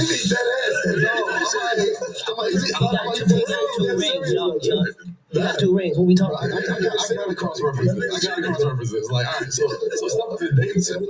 Like, what's speed? No, he had just got out. This is happening in Los Angeles. Okay, so how, like, what year was this? Like, you said this is like 3 years in a row before. So I'm not. I'm saying before he came in. I'm saying this is in the Valley of Los Angeles. Okay. This is for the Department of Children and Family Services. Like, this is not something that can't be referenced. Like, you had to have celebrities playing. It's a celebrity basketball game, the hospitals and the charities always had. I'm the one doing it. It's my So I'm saying no. His father was already a great shooter. Like, I didn't go to college. He knew how to play basketball. I'm saying I was explaining to him that the way that I play basketball is there's no such thing as I'm not open. Nigga, I'm always open. I'm going to all 5 spots every time. If you notice, that's how Steph played. Because if you play like that, you are always open. So if I'm always open, I can always get my shot off. You see what I'm saying? So I'm saying he was literally already the greatest. Like, this dude literally. Like, understand, now we count him, but I'm saying this dude is doing he's doing everything 29 feet and out, and I'm watching it with my eyes. Who was that? Steph was that? You see what I'm saying? He broke basketball, man. Yeah, he did. Basketball. They had a 4-point line for Steph. They cut the 4-point line. You feel me? So here's the question: fuck with it or fuck out of here. Katt Williams altering the course of NBA history. I gotta fuck with it. I mean, like, once Steph started shooting from 30 feet out on a regular. Like, it broke basketball. Like, so, and if he's saying he's the one who told me to do that. But look, I gotta fuck with it. There's nothing not to fuck with. Like, understand. I only told him a truth at a pivotal part in his life. So like, I've had that experience with many people because I told you what my job is with God's people. So it doesn't matter if it's. Like, I knew Kendrick Lamar when he wanted to go by his real name. He wanted to be Kendrick Duckworth. And he had a book bag full of notepads that he would carry around. And he loved me because I also had the notebooks as well with my stuff in them as well. And we were kindred spirits. This is when Nipsey is still selling mixtapes right outside of the little studio we had. You see what I'm saying? I'm in a blue drop top Phantom Den. Like, I'm a part of the culture, good or bad. Like, there's no claims for me to give. I don't need props for my involvement. But if there are stories, all of them will be of me assisting in some way and offering some service. I'm never holding balls. I'm never dick eating. I'm never glazing. I don't need to yes man you. I'm trying to help in all interactions. So, PTO. You know what I'm saying? Speaking of Kendrick Lamar. He received the standing ovation and the encore chant earlier this month in T-Dot in Toronto. You know what I'm saying? On his GNX tour date. His 2024 run is going to be remembered by a lot of people as, you know what I'm saying, like, the summer that he absolutely destroyed Drake. You know what I'm saying? And talk about a lot of the stuff he was talking about. Right. That goes on in the industry. Right. Exposing a lot of what's going on in the industry. Well, he's been one of the top 3 greatest rappers from his very first project, which is almost unheard of. So I'm saying. Was that a Section 8? Yeah. Mm-hmm. Yeah. Like Kendrick spirits, man. Yeah. This is a Drake land. Shout out Katt. Getting the one more time to sing about how I'm a pedophile in my hometown is crazy, bro. That's crazy. But I feel like a lot of folks that are fans of Kendrick are fans of yours, right? Like you guys occupy a lot of the same space within culture. And that's why I said I'm not somebody you want to have beef with. It's bad optics. Like I'm on the righteous side, and if I make a mistake, work with me. But other than that, you have no reason to be, because we all are. Just understand what Kendrick has to be to even be doing the show there. Yeah. We're not talking about Drake doing his show in LA. We are not talking about him in the Bay. We're not talking about that. But we are talking about Kendrick going there and doing the body of work. That's what it means to stand on them 10. It means standing on that business. I said what I said over here, and I'll be saying it over there as well. And that's what's so critical about me trying to make sure that I say it as viciously as I mean to say it as accurately as I can say it, because I'm gonna still have to be saying, you see what I'm saying? This is part of keeping that energy, and so you got to respect it. So just on the opposite side of that, right? Yeah. Some people can see that. Some people can see the way Kendrick approached the Drake beef as I'm not agreeing with this, but tapping into in a hater, like tapping into being like, yo. You know, and in Euphoria, like Kendrick said, you know, those are people that have the biggest hater. I hate the way you walk, I hate the way you talk, I hate the way you dress. Like, no, that's not really. That's not hate though. Yeah, but he was very specific, so that you understand that it's not hatred. It's a double entendre he's giving you. He's saying I don't hate you. Right. I just hate all of the choices that you make, because those are the choices that bitch ass niggas make. That's all.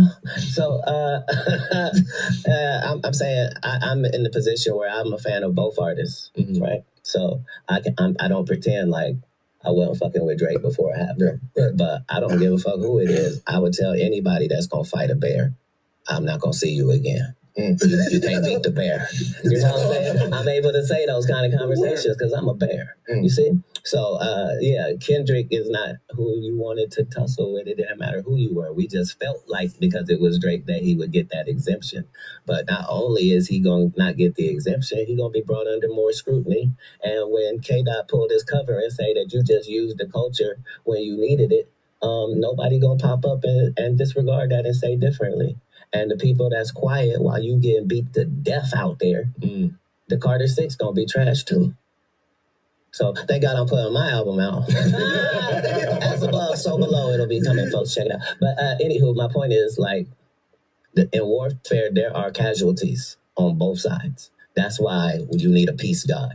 Because in war, don't nobody win. Everybody takes heavy losses in all of these situations, you know? So shout out to here is are Kendrick Lamar and Katt Williams kindred spirits?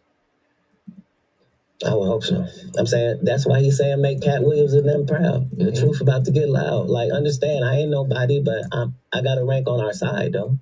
They like the ops know and the people on this side know. Who else needs to know? Like if you see people saluting me, just understand there's probably a reason, and it's not so I can look good, or you know what I'm saying? Any of these generosity stories, these stories ain't coming from me. I don't remember how many people I'm helping. Like, my job is to do as much as I can with what I've been given. Yeah, but anyway, let's go. Fuck out of here. A couple of weeks ago during the BET Awards, Jamie Foxx was presented with the Ultimate Icon Award. And it was presented the award by Stevie Wonder. Jamie joked about Stevie in front of his face to a packed house for the BET Awards. It's like, all right, so fuck out of here. Cutting ass on Stevie Wonder to his face. You know what? I gotta say, I love when I see Stevie Wonder get out on the stage and joke about his own disability. A lot of people think it's very distasteful, but Stevie Wonder is crazy. I just had to throw that in there because that man, he can come up with some stuff. Yeah, I drove in. Hold on. I gotta go first because there's a problem. Let's not disregard the audacity of saying in front of a blind person's face. What the fuck does that mean? If they blind, do they know you in their face? Like, what are you talking about? Like, in this face. Okay, so first of all, I'm sorry about that answer. Delete that. I apologize. No, but if you know Stevie, everybody that's been around Stevie Wonder knows that Stevie Wonder is a fun, loving person. All he wants is those experiences to be able to laugh and you see what I'm saying? So he loves that, and Jamie is rightfully getting the Ultimate Icon Award, and he's a professional comedian, and we know him for being instantly funny, and so that brings out both of those. So I definitely fuck with all parts of that. Yeah. So for real, I fuck with anything with Stevie. Stevie stories. We got Stevie stories. Remember when Stevie? You remember when he had the hair? Like, the whole thing was I had a conversation with him, and the nigga knew. And that's what I knew. Like that's what made it the best. Because in my head, I'm thinking like he don't fucking know that it's like this. And I'm gonna pull him to the side and say something to him, right? Like, he's super funny. Like he's the person that tells jokes like Stevie want to come in and be like, Stevie, how you doing? Where you driver? He like, oh, I drove. Right. I drive short distances. Like you can catch Stevie drive. Like it's like crazy stories if you really know it. So yeah, I'm with it. I talk too much. No, moving on. I'm talking about one of them joke stories though. That was crazy shit. But like Stevie, yeah, I guess I do. I told a story early in the season where Stevie came up to me. He's like, "Yo, I love watching you play." I am going to hit a little funny story. Okay. All right, let's try to do this in 30 seconds. Here it goes. Stevie Wonder had this house party, and so with these nice young ladies in school with me to this party. And the whole time I'm like, how's we even gonna know if this really Stevie Wonder's damn house? Like this probably ain't even his house. We get there, it's probably like on 6 acres. It's huge. It's on the corner. All the grass is dead. So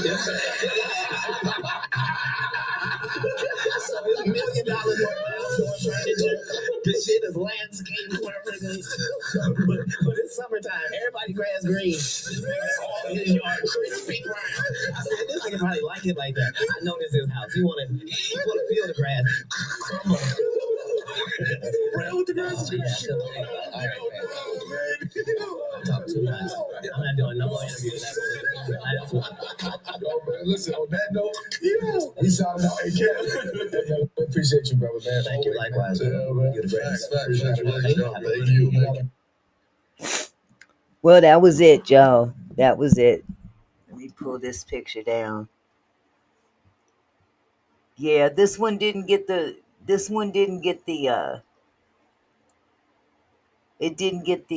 views that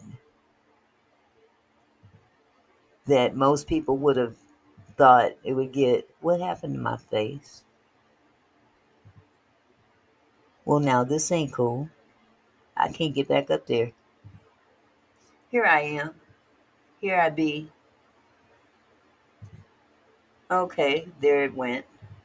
There I am. Okay.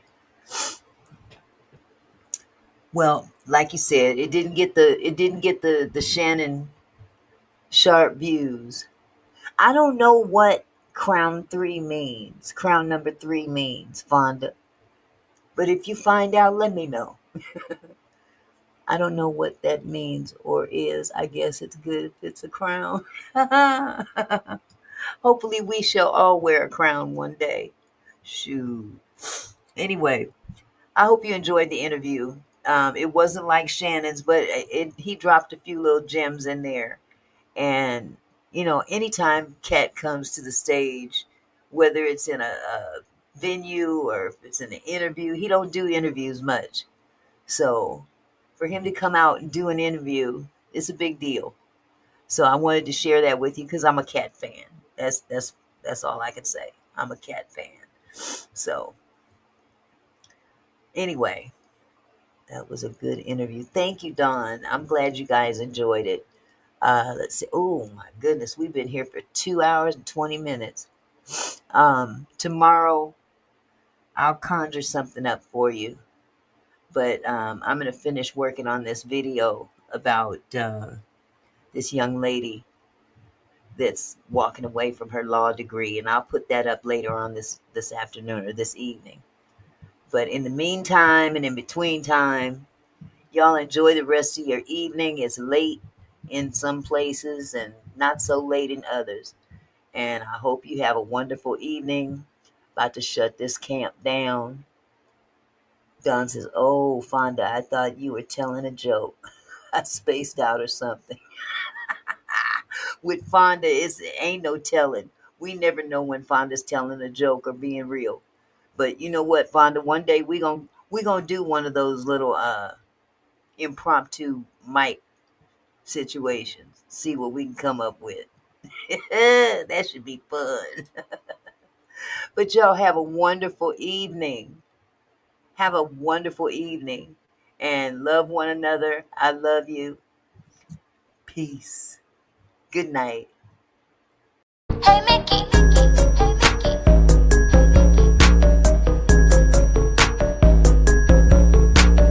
Oh Mickey, you're so fine. So fine, you blow my mind. Oh Mickey, you're so fine. So fine, you. Oh Mickey, you're so fine. Hit the like button. It don't cost you nothing.